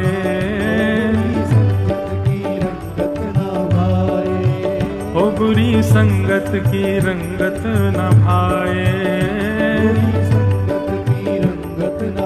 और जिसको सत्संग हरदम पसंद है, जिसको सत्संग हरदम पसंद है, वो जिसको सत्संग हरदम पसंद है, जिसको सत्संग हरदम पसंद है, वो उसको हर घड़ी आनंद ही आनंद है, उसको हर घड़ी आनंद ही आनंद है, हाँ उसको हर घड़ी आनंद ही आनंद है, उसको हर घड़ी आनंद ही आनंद है, ओ श्याम प्यारे से जिसका संबंध है, श्याम प्यारे से जिसका संबंध है, वो श्याम प्यारे से जिसका संबंध है, श्याम प्यारे से जिसका संबंध है, वो उसको हर घड़ी आनंद ही आनंद है, उसको हर घड़ी आनंद ही आनंद है, वो उसको हर घड़ी आनंद ही आनंद है, उसको हर घड़ी आनंद ही आनंद। और वो संत ऋषियों की वाणी को माने, ऋषियों की वाणी को माने, संत ऋषियों की वाणी को माने, संत ऋषियों की वाणी को माने, ओ प्रेम भक्ति की महिमा को जाने, प्रेम भक्ति की महिमा को जाने, ओ प्रेम भक्ति की महिमा को जाने,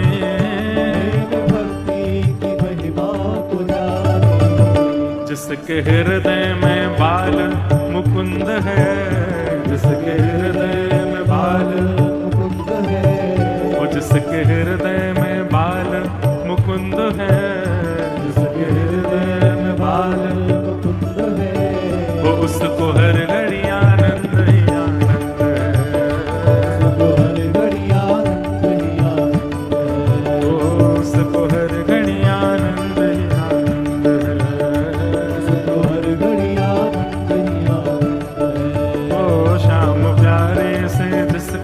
संबंध है, श्याम प्यारे से जिसका संबंध है, राधा रमण से जिसका संबंध है, राधा रमण से जिसका संबंध है, वो उसको हर घड़ी आनंद ही आनंद है, उसको हर घड़ी आनंद ही आनंद है, हाँ उसको हर घड़ी आनंद ही आनंद है, उसको हर घड़ी उसको हर घड़ी आनंद ही आनंद है, उसको हर घड़ी आनंद ही आनंद है, उसको हर घड़ी आनंद ही आनंद है, उसको हर घड़ी आनंद ही आनंद। तो भगवान ने गर्भ में प्रवेश करके रक्षा की, उस गर्भ में प्रवेश किया, ये प्रश्न है। वो गर्भ सुंदर नहीं है, वो गर्भ शुद्ध नहीं है, वो गर्भ पवित्र नहीं है, उसमें ठाकुर जी प्रवेश कर गए। क्यों? क्योंकि एक भागवत का श्रोता उस गर्भ में विद्यमान है। इस प्रकार के भाव हैं। परीक्षित जी महाराज आगे कुंती ने स्तुति गाई, भीष्म पितामह ने भगवान की स्तुति गाई, भगवान स्तुति सुनकर के फिर द्वारिका प्रस्थान कर गए। कुछ महीनों बाद उस बालक ने जन्म लिया। ब्राह्मणों ने उसका नाम परीक्षित रखा। धीरे धीरे वो बालक बड़ा हुआ। एक दिन अर्जुन ने आकर के पांडवों को खबर सुनाई कि भगवान श्री कृष्ण अपनी लीला पूरी करके चले गए। पांडवों ने मन बना लिया कि अब श्री कृष्ण नहीं है इस धराधाम पर, तो हम रह करके क्या करें। और पांचों पांडव भी स्वर्गारोहण को प्रस्थान कर गए। परीक्षित को राज्य गद्दी पर बैठा गए। परीक्षित राजा बने। परीक्षित का राज्यपात बड़ा सुंदर चला। एक दिन परीक्षित को एक आश्चर्य दिखा और आश्चर्य में एक वृषभ का दर्शन हुआ। वृषभ यानी बैल। वो बैल अपने एक पैर पर खड़ा है, 3 पैर उसके कट चुके हैं और एक व्यक्ति उसके चौथे पैर को भी काट रहा है। ये देख करके राजा परीक्षित को क्रोध आया। तलवार निकाल करके उस व्यक्ति पर प्रहार करने गए तो चरणों में उसने प्रणाम किया और कहा, महाराज मुझे आप नहीं मार सकते। परीक्षित बोले, क्यों? बोले, क्योंकि मैं वो हूं जिसका अभी समय चल रहा है। परीक्षित बोले, किसका समय चल रहा है? कौन हो तुम? बोले, मैं कलयुग हूं। और ये जो वृषभ अपने एक पैर पर खड़ा है, ये धर्म है। धर्म के 4 पैर होते हैं, 3 पैर मैंने काट दिए, एक पैर पर खड़ा है। सत्य, दान, दया और पवित्रता, ये 4 चरण होते हैं धर्म के। धार्मिक व्यक्ति में अगर ये 4 लक्षण नहीं है तो समझिए वो धार्मिक नहीं है। सत्य, दान, दया और पवित्रता,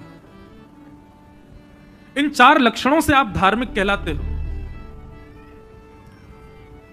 पवित्रता का मतलब यहां पर बाहर से नहाना मत समझ लीजिएगा, 4 बार जो नहाता हो वो धार्मिक नहीं। जो शुद्ध अंतःकरण वाला हो, जो शुद्ध विचारों वाला हो, वो धार्मिक। कलयुग का बंधु, कलयुग में धर्म एक पैर पर खड़ा है, केवल सत्य। बाकी दया, दान और पवित्रता, ये 3 पैर कलयुग में धर्म के कट चुके हैं। दया, दान और पवित्रता, इसका तो केवल हम लोग ये समझ लीजिए कि बस किंचित मात्र 0.1% हम करते हैं। थोड़ा बहुत सत्य के रूप में धर्म बचा है, और वह भी इतना बचा है कि आप बोलते तो असत्य ही हो, पर सुनने की बारी आती है तो सत्य ही सुनना चाहते हो। तो इतना ही सही अभी सत्य बचा है। परीक्षित ने कहा, कलयुग मेरे राज्य को छोड़ करके जाओ। बोले नहीं जा सकता, युग व्यतिक्रम नहीं हो सकता। सत्युग के बाद त्रेता, त्रेता के बाद द्वापर, अब मेरी बारी। लेकिन हां, यदि आप बहुत ज्यादा आग्रह करेंगे तो आप मुझे कुछ स्थान दे दो, मैं वहां रह लूंगा। तो 5 स्थान प्रदान किए। द्यूतम पानम स्त्रिय सूना यत्रा धर्मश्चतुर्विध। पहले 4 स्थान दिए।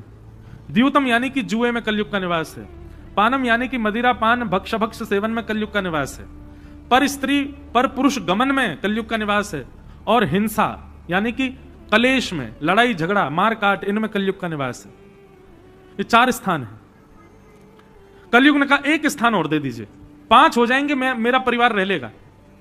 तब पुनश्च याचमानाय जात रूप मदात प्रभु। 5वां स्थान मांगने पर कलयुग को अनीति से कमाए गए धन में निवास बताया। बिना मेहनत के कमाए गए धन में कलयुग का निवास होता है। 5 स्थान है। लेकिन बंधुओं, कितनी आश्चर्य की बात है, कलयुग आज भी 5 ही जगह पर है, लेकिन उसका प्रभाव हम सबके ऊपर है। इसका मतलब हम सबने इन 5 घाटों का पानी पी रखा है, और 5 का नहीं तो 1 का तो पिया है निश्चित, तभी हम पर कलयुग चल रहा है। सबसे पहला द्यूतम, जुआ। जुआ का मतलब खेल में सट्टेबाजी करने मात्र नहीं होता। लक्ष्मी को आप कहीं भी दांव पर लगाते हो, वो जुआ कहलाता है। लक्ष्मी को आप जहां कहीं भी दांव पर लगा देते हो, वो सब जुआ है। उससे आपकी मति नष्ट होती है। 1 रुपए का भी कभी जुआ नहीं खेलना है। आपको उस समय नहीं पता चलेगा, लेकिन वो आपका नहीं तो आपके आने वाली पीढ़ी का बुद्धि नाश कर देगा। किसी ने मुझसे पूछा था, जुआ खेलने से बुद्धि पर प्रभाव कैसे पड़ता है? मैंने कहा, बुद्धि प्रदान करते हैं साक्षात नारायण, और जब उनकी पत्नी कोई दांव पर लगा दोगे, बुद्धि देंगे वो आपको। जाको प्रभु दारुण दुख देहि ताकि मति पहले हर लेहि। जिसको ठाकुर जी को कष्ट देना होता है, उसकी बुद्धि हरण कर लेते हैं। वो गलत करता है, उसको लगता है यही सही है। इसलिए भैया अपने आप को बहुत सौभाग्यशाली माना करो कि आपको गलत सही की पहचान है। इसका मतलब ठाकुर जी की आप पर कृपा है। जिन लोगों को गलत वस्तु गलत नहीं लगती, समझ लीजिएगा ठाकुर जी ने उनको बुद्धि नहीं दी है, विवेक ही नहीं दे रखा। हमको ये बोध होता है ये गलत है, ऐसा नहीं होना चाहिए, तो इसका मतलब है कि ठाकुर जी कृपा है हमारे ऊपर कि हम पे बुद्धि है, विवेक है हमारे पास। जो व्यक्ति जुआ खेलता है, ठाकुर जी उसकी बुद्धि का हरण कर लेते हैं, और बुद्धि हरण होते ही वो नाश का कारण उसका वो ही नहीं, आगामी पीढ़ी बेचारे जिनका अपराध नहीं है वो भी उसको सहेंगे, फिर उनको भी सहना पड़ेगा वो दारुण दुख। इसलिए जुआ नहीं खेलना, कभी भी सट्टाबाजी नहीं। और केवल खेल में ही नहीं, किसी से शर्त भी नहीं लगानी है, 50 रुपए की, 10 रुपए की, 5 रुपए की, 1 रुपया की, नहीं, कभी शर्त में ये सब नहीं। गुलाब जामुन की शर्त लगा लो, रसगुल्ला की शर्त लगा लो, समोसा की शर्त लगा लो, लक्ष्मी की नहीं। सबसे पहला द्यूतम। दूसरा पानम, मदिरा पान भक्ष सेवन, इन सब में कलयुग का निवास है। मुखवास पाना है, तांबुल पाओ, पान मीठा सादा ठाकुर जी को भोग लगा। हमारे श्रीनाथ जी में 100 पान का भोग लगता है पर डे। इतने पान पाते हैं लाल जी। पान तांबुल ठीक है, कभी कभी पालो, पर उसमें तामसी पदार्थ मत डालो, यानी कि गुटखा, तंबाकू, ये सब नहीं होना चाहिए। और नशे की वस्तु कोई भी नहीं होनी जिससे आपका बुद्धि अपना कॉन्शियसनेस भूल जाए, ऐसी किसी भी वस्तु का सेवन नहीं करना है। उसमें कलयुग का निवास है। कई लोग महादेव के नाम पर सब काम करते हैं, उनका प्रसाद है, महाराज जी पालेन देव क्या है। महादेव यदि किंचित भी कभी अगर पा भी लेते होंगे तो क्या करते हैं, उसके बाद ध्यान में चले जाते हैं। वो ध्यान में इसलिए चले जाते हैं उसको पाने के बाद भी कि मुझे कोई परेशान नहीं करे, ताकि मैं श्री राधा माधव का नित्य चिंतन कर सकूं। आप लोग क्या करते हो, आप तो डीजे चला के नाचते हो। ऐसे वस्तु को पाने से तामसिकता आएगी और वो निश्चित वही दोष लगेगा उसका जो मदिरा पान करने का होता है। लोग भांग भांग खा लेते हैं, सोचते हैं इससे कुछ नहीं होता, ऐसा नहीं। ठाकुर जी के नाम पर, और सुनो, वैसे खा लो तो चले, वो महादेव को दिखा करके उनका प्रसाद मान करके पा रहे हो और फिर उसके बाद उल्टे सीधे काम कर रहे हो, घनघोर पाप लगेगा, महापाप लगेगा। ऐसा नहीं करना है। महादेव भी तो करते हैं। महादेव -45 डिग्री सेल्सियस में कैलाश मानसरोवर में रहते हैं, वो भी केवल बाघंबर ओढ़े। चले जाओ, तुम रह के दिखाओ, कुकुड़ जाओगे। महादेव और भी तो बहुत कुछ कर रहे हैं। महादेव ने और भी तो बहुत कुछ किया, केवल अपनी मतलब की चीज क्यों दिख रही है हमको। ऐसा मत करो भैया, ठाकुर जी के नाम पे तो बिल्कुल मत करो। वैसे आपकी रुचि है तो करते रहो, भगवान के नाम पे नहीं करो। तो द्योतम पानम, तीसरा आया पर स्त्री और पर पुरुष संग। बंधुओं, अग्नि साक्षात नारायण है, उनको साक्षी मान करके आपने किसी का पानी ग्रहण किया है। पानी ग्रहण करते ही हम आपसे एक बात निवेदन करें, आप जप भले ही कम कर लो, आप तप भले ही कम कर लो, आप व्रत भले ही कम कर लो, लेकिन गृहस्थ आश्रम में आने के बाद पत्नी व्रत और पति व्रत, पत्नी पति के प्रति और पति पत्नी के प्रति अपनी एक निष्ठता रखें। उसके अतिरिक्त किसी के प्रति भाव ही नहीं उत्पन्न हो। आप केवल पत्नी व्रत और पति व्रत का पालन कर लीजिए, इसी से ही आपको जीवन भर की तपस्या का फल मिल जाएगा। ये सबसे ज्यादा बलवान है। लोग इस बात को समझ नहीं पाते। पतिव्रता नारियों की ऐसी ऐसी कथाएं हैं महाराज, सूर्य को रोकने की सामर्थ्य दुनिया के किसी तपस्वी में नहीं है, लेकिन एक पतिव्रता नारी यदि सूर्य को कह दे कि आज उदय मत होना, तो सूर्य उदय नहीं होगा उस दिन। यह ताकत होती है पतिव्रता नारी की। और उसका क्या है व्रत, केवल एक ही व्रत है, पति के अतिरिक्त किसी के प्रति कोई भाव नहीं। कोई भाव नहीं मतलब उसका दर्जा किसी को नहीं, वो जो है वही है,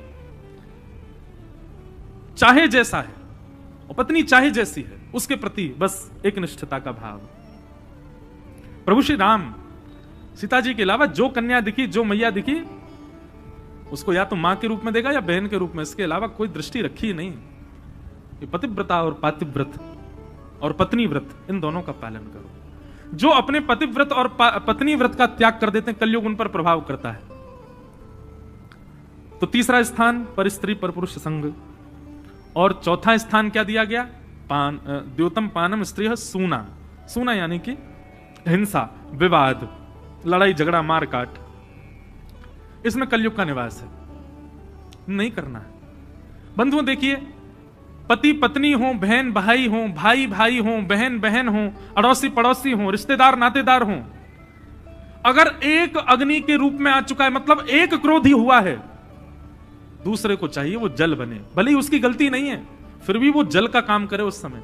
आजकल क्या हो गया है, एक अग्नि बनता है तो दूसरा कपूर बन जाता है, एक अग्नि बनाए तो दूसरा मट्टी का तेल बन जाता है, और जल करके राख हो जाते हैं फिर आपस में। जल बनो, आपकी गलती नहीं है, आपने कुछ गलत नहीं किया, लेकिन सामने वाला अभी बहुत क्रोध में है, तो आप उस पर क्रोध ना करके आप उस समय अपनी, मान लो मेरी गलती भैया, तेरे पाम पड़ूं भैया, मत करे ऐसा, जल बन जाओ, उसको शांत करो, अग्नि मत बनो।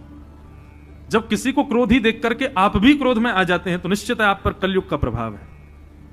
द्योतम पानम स्त्रिय सूना।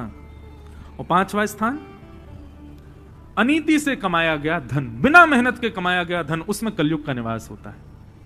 ये कोविड ने एक चीज तो डाल दी है लोगों के अंदर, बिना मेहनत के पैसे कमाने की रुचि बहुत हो गई है। ऐसा कुछ बता, घर बैठे बैठे कमाते रहे। आजकल एडवर्टाइजमेंट भी आते हैं, बोले घर बैठे करोड़पति बन जाओ, जो बन जाओ त्यों बन जाओ। कभी भी इन चक्करों में नहीं पड़ना। घर बैठे पैसा कमाने वाली कोई भी स्कीम आ रही है तो निश्चित ये समझ लेना साक्षात कलयुग आ रहा है उसके रूप में आपके घर में। परिश्रम करो, मेहनत करो, श्रम करके धन कमाओ, बिना श्रम के 1 रुपया भी नहीं। ये 5 स्थान दिए, कलयुग 5 स्थानों में बैठ गया। और आश्चर्य की बात, 6वां स्थान नहीं है कलयुग के पास, ये केवल 5 स्थान है। अगर कोई व्यक्ति इन 5 स्थानों पर वेग लगा दे, बच जाए इन 5 से, उस पर कलयुग का प्रभाव नहीं हो सकता, नहीं हो सकता, नहीं हो सकता, क्योंकि 6वां स्थान ही नहीं है कलयुग का। लेकिन हम आप सब लोगों पर यह प्रभाव है, तो इसका मतलब है कहीं ना कहीं हमारा प्रवेश हुआ है। अब बच जाओ, अब मत करना। 5 स्थान दिए, परीक्षित स्वयं भटक गए, लौट करके गए तो एक जरासंध का मुकुट पड़ा था तय खाने में, केवल देखने के लिए मुझ पर कैसा लगेगा। जैसे मुकुट सिर पर धारण किया, अनीति का धन सिर पर धारण करते ही कलयुग ने प्रविष्ट कर दिया, मस्तिष्क में प्रवेश हो गया। और जब शिकार को वन में गए, आखेट को वन में गए, सबसे पहली बात तो शिकार करता ही नहीं था परीक्षित, आज पहली बार शिकार करने गया। और शिकार तो कर नहीं पाया, एक ऋषि के आश्रम पर प्यास से व्याकुल पहुंचे। ऋषि के यहां जाके प्रार्थना करनी चाहिए, बल्कि वहां जाके आज्ञा करने लगा, मैं प्यासा हूं, मुझे पानी पिलाओ। लेकिन ऋषि समाधि में बैठे थे, समाधि में बैठे ऋषि को देख करके मन में भाव आया, अरे नाटक करता है मेरे आगे, मरा हुआ सर्प गले में डाल दिया। लौट करके आए, मुकुट उतारती उनको याद आया, मैंने तो बहुत बड़ा अपराध किया है। ऋषि के पुत्र ने जब देखा कि पिता के गले में मरा हुआ सर्प पड़ा है, पूछताछ की, किसने किया? बच्चों ने बताया, बोले परीक्षित ने किया। कौशिकी नदी का जल हाथ में लेकर के तुरंत वाक वज्रम विशसर्ज। कल रात्रि में कहीं गया था, वहां थोड़ी देर के उद्बोधन में मैंने एक बात कही, अपने आप आई। दुनिया में सबसे खतरनाक शस्त्र कौन सा है? वाणी का शस्त्र। आपको किसी ने छड़ी से मारा, आपको किसी ने डंडे से मारा, या किसी भी साधन से आपको किसी ने कुछ कष्ट दिया, आप औषधि से ठीक हो जाओगे। लेकिन किसी ने वाणी से प्रहार किया होगा ना, उसको कोई औषधि ठीक नहीं कर सकती। सबसे भयानक यदि संसार में कोई वज्र है तो वह है वाणी का वज्र। इसलिए इस वाणी के वज्र को संभालो। और ये वाणी का वज्र कब संभलता है? जब इस वाणी पर राम विराजमान होते, कृष्ण विराजमान होते हैं, तब ये वज्र सही रहता है। वाक वज्रम विशसर्ज, वाणी का वज्र छोड़ दिया और कह दिया 7 दिन में मरने का श्राप देता हूं। तक्षक सर्प आकर के डस देगा, राजा परीक्षित की मृत्यु हो जाएगी। गौरमुख नामक शिष्य को भेज दिया, जाओ परीक्षित को अवगत करा दो इस बात से। यहां राजा परीक्षित ने जैसे ही मुकुट उतारा तो उनको याद आया, मैंने कुछ गड़बड़ किया, संत के गले में मरा हुआ सर्प इतनी सी बात पे डाल दिया कि मुझे जल नहीं दिया। ये कैसे हुआ? ये कलयुग करवाता है। संतों को देख करके उनके प्रति उपहास की भावना आना, किसी वैष्णव की भक्ति पर हंसी आना, यह बंधुओं कलयुग का लक्षण है। आपकी धोती देख करके, आपकी शिखा देख करके, आपका मस्तिष्क का तिलक देख कोई हंस रहा है ना, आप उल्टा उसको देख के हंस जाया करो। कलयुग है इसके अंदर, तभी हंस रहा है मुझको देख के। गौरमुख नामक शिष्य ने आकर के बता दिया, राजा परीक्षित आपके जीवन के केवल 7 दिन बचे, अपनी मुक्ति का उपाय खोज लीजिए। राजा परीक्षित को इस बात से क्षोभ नहीं हुआ। अपने पुत्र जन्मेजय को राज्य गद्दी पर बिठा करके राजा परीक्षित गंगा के तट पर चले गए। असंख्य संत वहां एकत्रित हो गए। सबसे राजा परीक्षित ने कहा, जल्दी मरने वाली की मुक्ति का उपाय बताइए। नहीं को मुनिर यस्य वच प्रमाण, वहां कोई प्रमाण से बता ही नहीं पाया कि राजन तुमको क्या करना चाहिए। तभी वहां पर आगमन हुआ वेदव्यास जी के पुत्र श्री सुखदेव जी महाराज का। सब लोग हाथ जोड़ के प्रणाम करो। तत्राभवद भगवान व्यास पुत्रो यदिच्छया गामट मानो नपेक्ष अलक्षलिंगो निजलाभ तुष्टो व्रतश्च बालैरवधूत वेश। बोलो सुखदेव जी महाराज की। सुखदेव जी आए और आकर के सीधे व्यास मंच पर विराजमान हो गए। व्यास मंच पर बैठते ही सुखदेव जी से उसने प्रश्न किया, महाराज जिसके जीवन के 7 ही दिन बचे हैं उसकी मुक्ति के लिए उसको क्या करना चाहिए, कृपा कर मुझे बताओ। सुखदेव जी महाराज अब यहां से कहना प्रारंभ करते हैं और अब भागवत का 2वां स्कंद प्रारंभ होता है और कृष्ण जन्म होगा 10वें स्कंद में। अब चलो, अब हम हनुमान जी का आवाहन करते हैं, क्योंकि 7 तो बजने वाले हैं और हमने कल पहले कह दिया था आज विलंब से तक होगी कथा। तो आप सब लोग अब ध्यान पूर्वक बैठो, सुनो। सुखदेव जी महाराज व्यास मंच पर बैठे और व्यास मंच पर बैठते ही उन्होंने परीक्षित को पहले तो यह समझाया कि परीक्षित तुम मुक्ति की कामना मत करो। मुक्ति का मतलब मृत्यु के बाद भगवान का दर्शन होता है, तुम तो भक्ति की कामना करो। भक्ति का मतलब जीते जी ठाकुर जी का दर्शन। परीक्षित ने कहा मेरे पास केवल 7 दिन बचे हैं। बोले 7 दिन भी बहुत हैं। यदि प्रेम लक्षणा भक्ति चित्त में है तो 7 मिनट में ठाकुर जी मिल सकते हैं। ठाकुर जी मानो एक जगह तो ऐसा पद आता है कि ठाकुर जी 24 घंटा फेंटा बांध के और तैयार मुद्रा में खड़े रहते हैं कि ये प्रेम प्रकट करे और मैं जाऊं इसके सामने, पर हम कर ही नहीं पाते हैं। ठाकुर जी तो 24 घंटा वो गेट सेट रेडी खड़े हैं, बस गो की बारी है, हम गो बोल नहीं पा रहे। वो तो बिल्कुल तैयार खड़े हैं।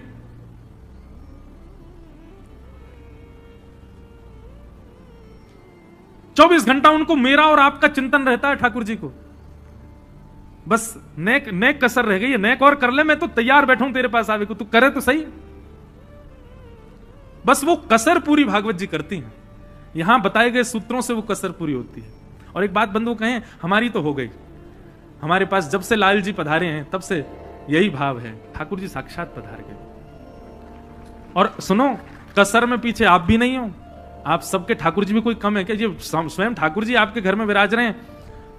देखो, ठाकुर जी आपके घर में विराज रहे हैं और आपका उनके प्रति नित्य प्रति प्रेम बढ़ रहा है, तो ये समझना वो साक्षात कृष्ण ही विराजे हैं। और आप केवल उनको विराजमान करके और जो है खाना पूर्ति कर रहे हो, प्रेम प्रेम कुछ नहीं है, तो फिर तो ये समझो कि ठाकुर जी अभी कह रहे हैं भाई कसर रह गई है, कर या को पूरी। एक प्रकार से मैं ये बात कह दूं तो कोई अतिशयोक्ति नहीं, कृष्ण के प्रति प्रेम प्रकट होना ये साक्षात ठाकुर जी के प्रकट होने के समान है। प्रेम आ गया ना कृष्ण के प्रति, समझो ठाकुर जी आ गए, और क्या चाहिए आपको? प्रेम आ गया उनके प्रति, तो समझो वही है। मीराबाई के सामने कोई साक्षात ठाकुर जी नहीं आए हैं, मीराबाई के चित्त में प्रेम आ गया, फिर भी वो कहती है मेरे तो गिरधर गोपाल दूसरो ना कोई, साधुआ ने संग बैठ बैठ लोक लाज खोई, भाई छोड़िया बंधु छोड़िया छोड़िया जग सोई। क्यों छोड़ा? ठाकुर जी प्रत्यक्ष तो आए नहीं, प्रत्यक्ष नहीं आए हैं, पर ठाकुर जी के प्रति जो प्रेम है वो प्रेम कोई और नहीं, वो ठाकुर जी ही हैं। एक बात मैं आपको हाथ जोड़ के निवेदन कर दूं, ठाकुर जी प्रत्यक्ष तो आपको नहीं मिलेंगे और प्रत्यक्ष आपके संग रहें ऐसा भी नहीं होगा। ठाकुर जी की अनुभूतियां रहेंगी साथ में, ठाकुर जी का अनुभव रहेगा साथ में। कभी स्पर्श का अनुभव होगा, कभी स्वप्न का अनुभव होगा, कभी अनुभूति अनुभव होगा, यही ठाकुर जी हैं। ठाकुर जी कोई गले में गलवैयां डाल के 24 घंटा बैठे रहे ऐसा संभव नहीं होगा और ऐसा होना भी नहीं है। आप ठाकुर जी से प्रार्थना भी करना है, ऐसा मत करना, क्योंकि इतना सामीप्य यदि ठाकुर जी ने दे दिया तो आप उनकी वैल्यू नहीं करोगे। ठाकुर जी तो अनुभव ही कराते हैं, अनुभूति ही कराते हैं। सुखदेव जी महाराज ने समझाया, बोले परीक्षित तुम भक्ति मांगो, मुक्ति मत मांगो। 7 दिन की बात कर रहे हो, 7 मिनट में ठाकुर जी आ जाएंगे। तब परीक्षित ने हाथ जोड़ के कहा मुझे भक्ति दिलाइए, और इस भक्ति के लिए साधन क्या है? बोले साधन श्रीमद् भागवत है। तब यहां पर सुखदेव जी महाराज ने भागवत की कथा सुनाना प्रारंभ किया, सृष्टि का प्रसंग सुनाया, और उद्धव विदुर संवाद, विदुर मैत्रेय संवाद आदि सुनाते हुए यहां पर पृथ्वी का सृजन, और पृथ्वी के सृजन में सबसे पहले मानव स्वयंभू मनु, स्वयंभू मनु की 3 पुत्री 2 पुत्र, आकुति, देवहूति, प्रसूति, प्रियव्रत और उत्तानपाद, इन 4 संतानों की कथा सुनाई, जिसमें सबसे पहले कथा देवहूति की सुनाई गई। देवहूति का कर्दम प्रजापति के साथ में विवाह हुआ और इनके यहां भगवान कपिल रूप में प्रकट हुए। बोलो कपिल भगवान की। कपिल भगवान के साथ देवहूति माता का संवाद हुआ, जिसका आज हमने एक अंश सुना। ऐसे करीब 8 प्रश्न देवहूति माता ने किए हैं कपिल भगवान से। हमने एक प्रश्न सुना, हम उसी से ही कपिल देवहूति संवाद को, जो 4 भक्तों के लक्षण बताए भगवान कपिल ने, ऐसे कपिल देवहूति संवाद को हम प्रणाम करते हैं। तत्पश्चात आगे सती चरित्र सुनाया गया। कल मुझे एक प्रश्न आया था और उस प्रश्न में यह भाव था, बोले महाराज जी हमने सुना है कि श्री सीता जी गौरी पूजा के लिए जाती हैं, और वहीं प्रसंग आता है कि जब राम जी वन में सीता जी को खोज रहे थे उस समय महादेव सती के साथ में थे, और सती के प्रस्थान के बाद पार्वती जी के साथ में विवाह हुआ, तो फिर गौरी पहले कहां से आ गई? अब इसके पीछे आपके अनेक तर्क हैं, इसके पीछे अनेक भाव हो सकते हैं। हमने गुरुजनों से और पूछ के इसका और श्रेष्ठ जो कोई कथानक होगी तो वो भी सुनाएंगे, पर एक जो हमारी मति में उत्तर आया वो ये कि गौरी का मतलब केवल पार्वती नहीं है। गौरी जगदांबा, परांबा, आदि शक्ति को गौरी ही कहते हैं, उनको गौरी नाम से ही संबोधित किया जाता है। और आदि शक्ति उनका हिमालय से ही प्रादुर्भाव होगा, महादेव से विवाह होगा ऐसा आवश्यक नहीं। वही आदि शक्ति गौरी भी है, वही आदि शक्ति सती भी है, वही आदि शक्ति जगदम्बा भी है, वही आदि शक्ति सीता भी है, वही आदि शक्ति रुक्मणी भी है। वो आदि शक्ति मूल तत्व, जैसे नारायण है, नारायण के ही विलग विलग राम कृष्ण आदि ये सब अवतार हैं, ऐसे ही आदि शक्ति है। आदि शक्ति के ही, आदि माने प्रथम, आदि आदि का मतलब होता प्रथम शक्ति, उनका नाम ही गौरी है। तो सीता जी जो गौरी पूजन करने गई वो आदि शक्ति का पूजन कर रही हैं। आदि शक्ति मतलब प्रथम शक्ति, वो गौरी हैं। और इसमें कोई संत जनों का यदि भाव होगा तो फिर मैं पूछ के बताऊंगा उत्तर उसका, पर मेरी मति का ये उत्तर है कि गौरी तो आदि शक्ति है। फिर इसमें एक मत और आता है कि ठाकुर जी की दो प्रकार की लीला होती हैं। एक तो होती है नित्य लीला और एक होती है समयानुसार की गई भगवान की प्रत्यक्ष लीला। नित्य लीला में तो नित्य महादेव और पार्वती नित्य विराजमान होते हैं, पर जब वो अपनी लीला को प्रत्यक्ष रूप देते हैं किसी पुराण के लिए, ग्रंथ के लिए, हम लोगों की सीख के लिए, तब वहां पर वो लीला अलग तरीके से करने का प्रयास करते हैं। पर नित्य लीला में महादेव सदा पार्वती जी के साथ में विराजमान है, सदा आदिशक्ति के साथ में विराजमान है। तो नित्य लीला की यदि बात करें तो नित्य में तो महादेव का आदिकाल से अनादिकाल से पार्वती जी के साथ में विराजमान होना निश्चित है, इसलिए गौरी पूजा। तो ये दो कारण हैं। एक तो होता है कि वो नित्य हैं, उनको प्रकट होने की आवश्यकता नहीं, वो नित्य से ही विराज रहे हैं। और दूसरा कारण गौरी आदिशक्ति है, उनको भी गौरी कहा जाता है। तो इस प्रकार सती चरित्र सुनाया गया। उसके बाद ध्रुव जी की कथा बताई। नन्हे से 5 वर्ष के ध्रुव जी अपनी छोटी मां की फटकार सुनकर के वन में गए और वन में जाकर के नारद जी के द्वारा प्रदत्त द्वादशाक्षर मंत्र से उन्होंने भगवत प्राप्ति की। ये द्वादशाक्षर मंत्र कौन सा है? ओम नमो भगवते वासुदेवाय, ओम नमो भगवते वासुदेवाय, ओम नमो भगवते वासुदेवाय, ओम नमो भगवते वासुदेवाय, वासुदेवाय कृष्णचंद्राय, वासुदेवाय कृष्णचंद्राय, वासुदेवाय कृष्णचंद्राय, वासुदेवाय कृष्णचंद्राय, हे वासुदेवाय बद्रीनाथाय, वासुदेवाय बद्रीनाथाय, वासुदेवाय मुक्तिनाथाय, वासुदेवाय बद्रीनाथाय, ओम नमो भगवते वासुदेवाय, ओम नमो भगवते वासुदेवाय, ओम नमो भगवते वासुदेवाय, ओम नमो भगवते वासुदेवाय, ओम नमो भगवते वासुदेवाय, ओम नमो भगवते वासुदेवाय।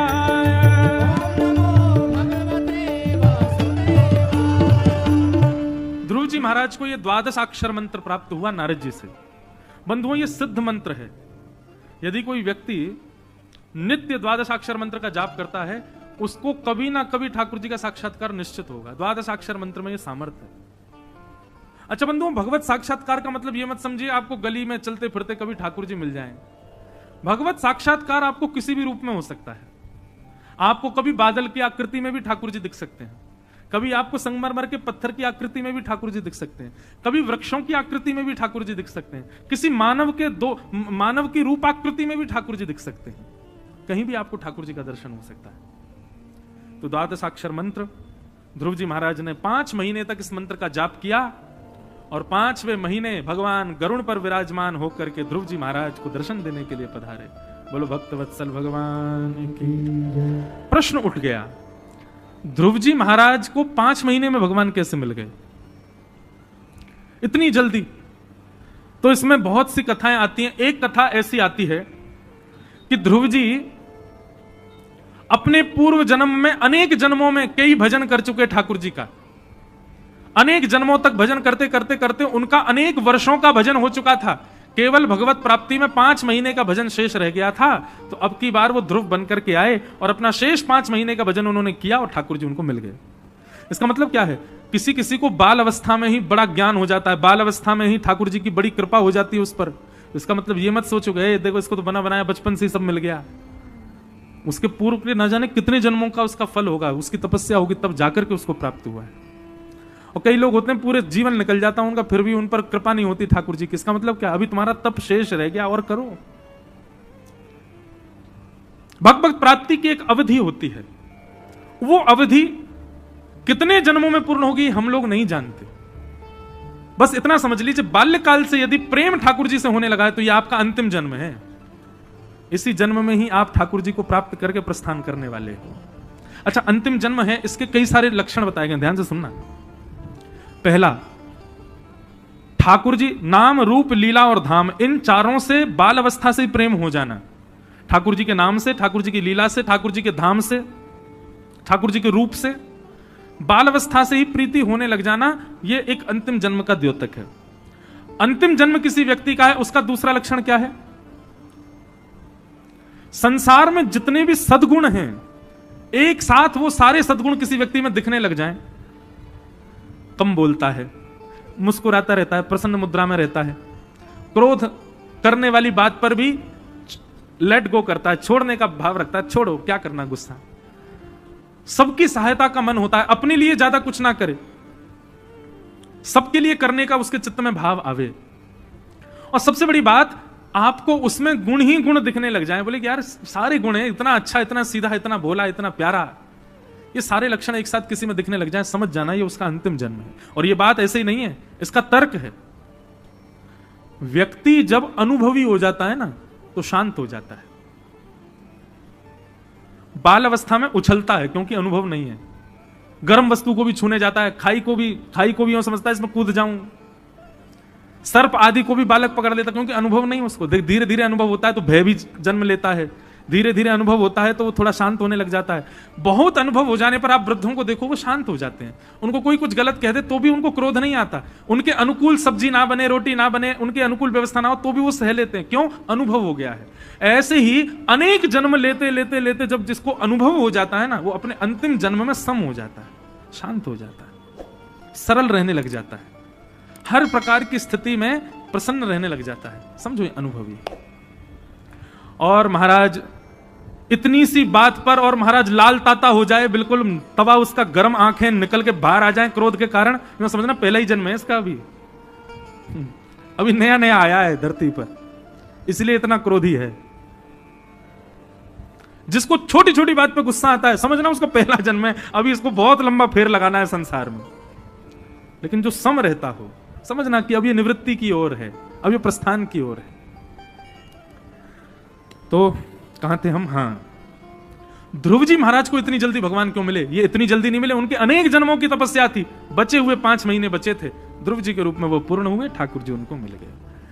ठाकुर जी की बड़ी सुंदर ध्रुव जी ने स्तुति गाई, और स्तुति गाते हुए ध्रुव जी महाराज चरणों में प्रणाम करते हुए कहते हैं, भगवान भक्ति मुहु प्रवहताम त्वयि मे प्रसंगो भूयादनंत महताम अमलाशयानाम येनांजसोल्वणमुरुव्यसनं भवाब्धिं निश्चय भवद्गुण कथामृतपानमत्तः। हे नाथ, मेरे पर इतनी कृपा कर दो कि मुझको एक व्यसन लग जाए, मुझे एक आदत लग जाए, मुझे एक एडिक्शन हो जाए। भगवान बोले किसका? बोले आपकी कथा सुनने का। भगवान बोले तुमने व्यसन शब्द का प्रयोग क्यों किया? बोले नाथ, व्यसनी व्यक्ति बड़ा बढ़िया होता है। बोले क्यों? बोले वो मौके ही ढूंढते रहता है अपने व्यसन को भोगने के। किसी को इसकी लत हो तो मौका ही ढूंढता रहता है, कहीं शादी में जाएगा तो मौका ढूंढेगा, अच्छा ऐसा ऐसा हो गया, ठीक है थोड़ा जाके न चुस्की ले आऊं। व्यसन करने वाला व्यक्ति मौका ढूंढता है। भगवान, मैं भक्ति को व्यसन की तरह करना चाहता हूं। क्यों? हर समय मौका ही ढूंढता रहूं, कैसे कथा सुनूं, कैसे आपका नाम जप लूं, कैसे आपको देख लूं, कैसे आपका दर्शन कर लूं। ठाकुर जी इतने प्रसन्न हो गए ध्रुव जी की इस बात से, वाह तुमने बहुत अच्छी बात कही। बोले नाथ, मुझे भक्ति का वरदान मत दीजिए, मुझे भक्ति का व्यसन लगा दीजिए। मैंने कल भी कहा ना, प्रस्तुतिकरण भक्ति का। अब ध्रुव जी ऐसी बात कह रहे हैं, ठाकुर जी कैसे नहीं रीझेंगे उनसे? हम लोग सोच पाते हैं इतनी बड़ी बात? ध्रुव जी कह रहे हैं मुझे व्यसन लगा दो, आपकी कथा सुनने का, आपके दर्शन करने का मुझे व्यसन लग जाए, ताकि मैं 24 घंटा मौका ही ढूंढता रहूं। अरे महाराज, व्यसनी व्यक्ति को रात में नींद नहीं आती है ना, तो भी वो क्या करता है? बाहर जाकर के अपना व्यसन ही भोगता है। भक्ति का व्यसन लग जाए, नींद नहीं आवे तो भी कीर्तन ही हो। व्यसनी व्यक्ति भोजन के बाद व्यसन भोगता है, आप भी भोजन के बाद भजन में चले जाओ, ऐसा व्यसन। घर में कोई मेहमान आ जाए उस दिन व्यसनी दुगना व्यसन करता है, बोलेगा आज तो सुख का दिन है, खुशी का दिन है। घर में कोई उत्सव महोत्सव हो, भक्ति का व्यसन होगा तो दुगनी भक्ति करोगे, दुगना भजन करोगे। ऐसा वरदान ध्रुव जी महाराज ने मांगा। भगवान बोले तथास्तु। ध्रुव जी महाराज 36,000 वर्ष तक राज्य किए, तत्पश्चात उनको भगवत धाम की प्राप्ति हुई। बोलो भक्त वत्सल भगवान की। ध्रुव जी के वंश में आगे चल के राजा अंग हुए, इनके बेटा बैन हुए, बैन के यहां भगवान प्रथु हुए, और प्रथु महाराज ने 10,000 कान मांग करके भगवान से प्रार्थना की। तत्पश्चात आगे ऋषभदेव भगवान की कथा आई, उनके पुत्र भरत हुए। वही भरत जी अपने तीसरे जन्म में जड़ भरत बन करके आए और रहुगण राजा के साथ उनका संवाद हुआ। भूगोल खगोल का वर्णन किया गया, मनवंतरों का वर्णन किया गया, तत्पश्चात नरक का वर्णन किया गया। और नरक का वर्णन करते हुए यहां पर अजामिलोपाख्यान सुनाया गया। एक अजामिल नाम का परम वैष्णव था, लेकिन उसने दूषित एक वैश्या का दर्शन दूषित कृत्य करते हुए देख लिया, और उसी के कारण परम वैष्णव वो अजामिल महान डाकू बन गया। एक बार भूले भटके संत उसके यहां आ गए। संतों ने आकर के अजामिल से कहा हमारी कोई बात मत मानो, पर एक बात मान लो। क्या? अपने आगामी होने वाली संतान का नाम नारायण रख देना, बस। अजामिल ने संतों की बात मानी और अपने सबसे छोटे पुत्र का नाम नारायण रखा। मृत्यु का समय समीप आया और जैसे ही अजामिल को लेने के लिए यम के दूत आए। अच्छा एक बात बताएं बंधुओं, जब मृत्यु के बाद यमद्वार जाना हो मानव को तो यमदूत दिखाई देते हैं उसको। अभी यहां तो हम वर्णन करें तो 1-2 घंटा की कथा हो जाएगी, लेकिन वही बात है ना, नासिक में हमने पूरा वर्णन किया है कि जब व्यक्ति नरक जाने वाला होता है तो उसकी स्थिति कैसी होती है। तो वर्णन करते हैं 1 वर्ष पहले तो बिस्तर पकड़ लेगा, और स्थिति इतनी बुरी हो जाएगी कि उसमें भी इतना मोह उसका अपने परिवार के प्रति हो जाएगा। ऐसी स्थिति में यह विचार नहीं करेगा मैं भगवत भजन कर लूं, ठाकुर जी का नाम गा लूं। वो 24 घंटा बिस्तर पड़ा पड़ा भी यही कहेगा नाती कहां है, पोता कहां है, पुत्र कहां है, उनको बुला दो, इनको बुला दो, उनसे कह दो मुझसे मिल जाएं। सबके प्रति मोह प्रकट हो जाएगा। और मृत्यु के कुछ दिन पहले बोल बंद हो जाएंगे। क्यों? तो उसका वर्णन करते हैं कि उसके गले में पाश बांध दिया जाता है। यमदूत आकर के उसके गले को चौक कर देते हैं, एक रस्सी बांध देते हैं उसके गले में, और उस समय वो बोलने का प्रयास करता है। कंठे घुरघुरायते, कंठ से घुर घुर घुर आवाज आती है, लेकिन बोल नहीं पाता। और कितना भी सुंदर हो भयावह हो जाता है। अंतिम समय में उसको देख नहीं पाते, मलमूत्र आदि का त्याग करने लग जाता है। ऐसी दयनीय स्थिति हो जाती है। बहुत कुछ वर्णन किया है वहां। तो यहां यही स्थिति हुई अजामिल के साथ। 1 वर्ष पहले से यम के दूत आकर के पहरादारी करने लग जाते हैं। जिस व्यक्ति को यमलोक जाना होता है उसके साथ 1 वर्ष पहले से ही कुछ ना कुछ घटनाएं शुरू होती हैं। ज्यादा बड़ा पापी होगा तो और वर्षों पहले आ जाते हैं। जैसे यम के दूतों को देखा अजामिल ने, उनका विशाल विकराल रूप देख करके अजामिल ने अपने सबसे छोटे पुत्र को पुकारा और उसको बुलाने लगा। अजामिल चिल्लाने लगा, नारायण आओ, नारायण आओ, नारायण मुझे बचाओ, अरे नारायण जल्दी आओ, अरे नारायण तुम कहां हो, जल्दी आओ। नारायण नारायण नारायण नारायण जैसे ही कहने लगा, इतने में शंख चक्र गदा पद्मधारी 2 भगवान नारायण के दूत वहां प्रकट हो गए। भगवान के दूत भी 4 भुजा वाले होते हैं, और उन्होंने आकर के अपने सुदर्शन चक्र से गले में बंधे हुए पाश को काट दिया। और यमदूतों से कहा अब आप इसको नहीं ले जा सकते। यमदूतों ने कहा आप जानते हैं ये कौन है? ये अजामिल है, महापापी। इसने अपने जीवन में कौन सा पाप नहीं किया? वो लोग कितने भी पाप किए हों, पर इसने अभी अभी नारायण कहा है। और महाराज यदि नारायण कोई व्यक्ति ऐसे ही बोल दे, बिना भाव के भी बोल दे, और अंतिम समय में बोल दे, तो निश्चित है कितना भी बड़ा पापी हो उसके सारे पाप खत्म हो जाते हैं। ये नारायण नाम की, ये भगवान नाम की अंते नारायण स्मृति, अंत में नारायण स्मरण होने से आपके जीवन भर के सारे जितने भी कोटे हैं और जितने भी किए धरे हैं भगवान सबको समाप्त कर देते हैं। सब छोड़ो। इसने नारायण बोल दिया, लेके आओ मेरे द्वार पे। लेकिन एक बात बोले, इस दुनिया में यदि सबसे कठिन यदि कुछ है तो वह है अंतिम श्वास में नारायण का नाम याद आना। शास्त्र आज्ञा करते हैं आपको जीवन भर ठाकुर जी याद आ जाएंगे, लेकिन जब अंतिम समय आएगा तब ठाकुर जी की याद नहीं आएगी। ये माया है ठाकुर जी की। ठाकुर जी अंतिम क्षण में ही अपना नाम याद नहीं आने देते। उस समय आपको दुनिया का प्रपंच याद आ जाएगा, ऐसी ऐसी बातें याद आ जाएंगी जो जीवन में याद नहीं आई, ठाकुर जी की याद नहीं आएगी। तब बराह पुराण में एक जगह ऐसा वर्णन किया गया, तो फिर ठाकुर जी की याद कैसे आवे अंतिम समय में? तो बोले उसके लिए क्या करो? बोले युवा अवस्था से ही, कुमार अवस्था से इतना भजन करो, इतना भजन करो, इतना भजन करो। यदि अंतिम समय में भगवत स्मृति न भी हो तो आपके जीवन भर के किए गए भजन का प्रताप ये हो कि अंतिम समय में ठाकुर जी आपका स्मरण कर लेंगे, ठाकुर जी आपको याद कर लेंगे। देखो, हम भजन इसलिए नहीं कर रहे कि हम अंतिम समय में ठाकुर जी को याद करें, हम इसलिए कर रहे हैं कि ठाकुर जी हमको अंतिम समय में याद कर लें, ठाकुर जी हमको स्मृति करें। अजामिल ने नारायण कहा और यम द्वार जाने से बच गया। बोलो भक्तवत्सल भगवान की जय। इसलिए भैया राम गुण गायो नहीं, एफलो बड़े भाव से गाओ। हम कथा तो देखो खींच लाए हैं बहुत सारी, अभी थोड़ी सी और खींचनी है, अभी खींचते हैं। प्रेम और भाव से गाओ।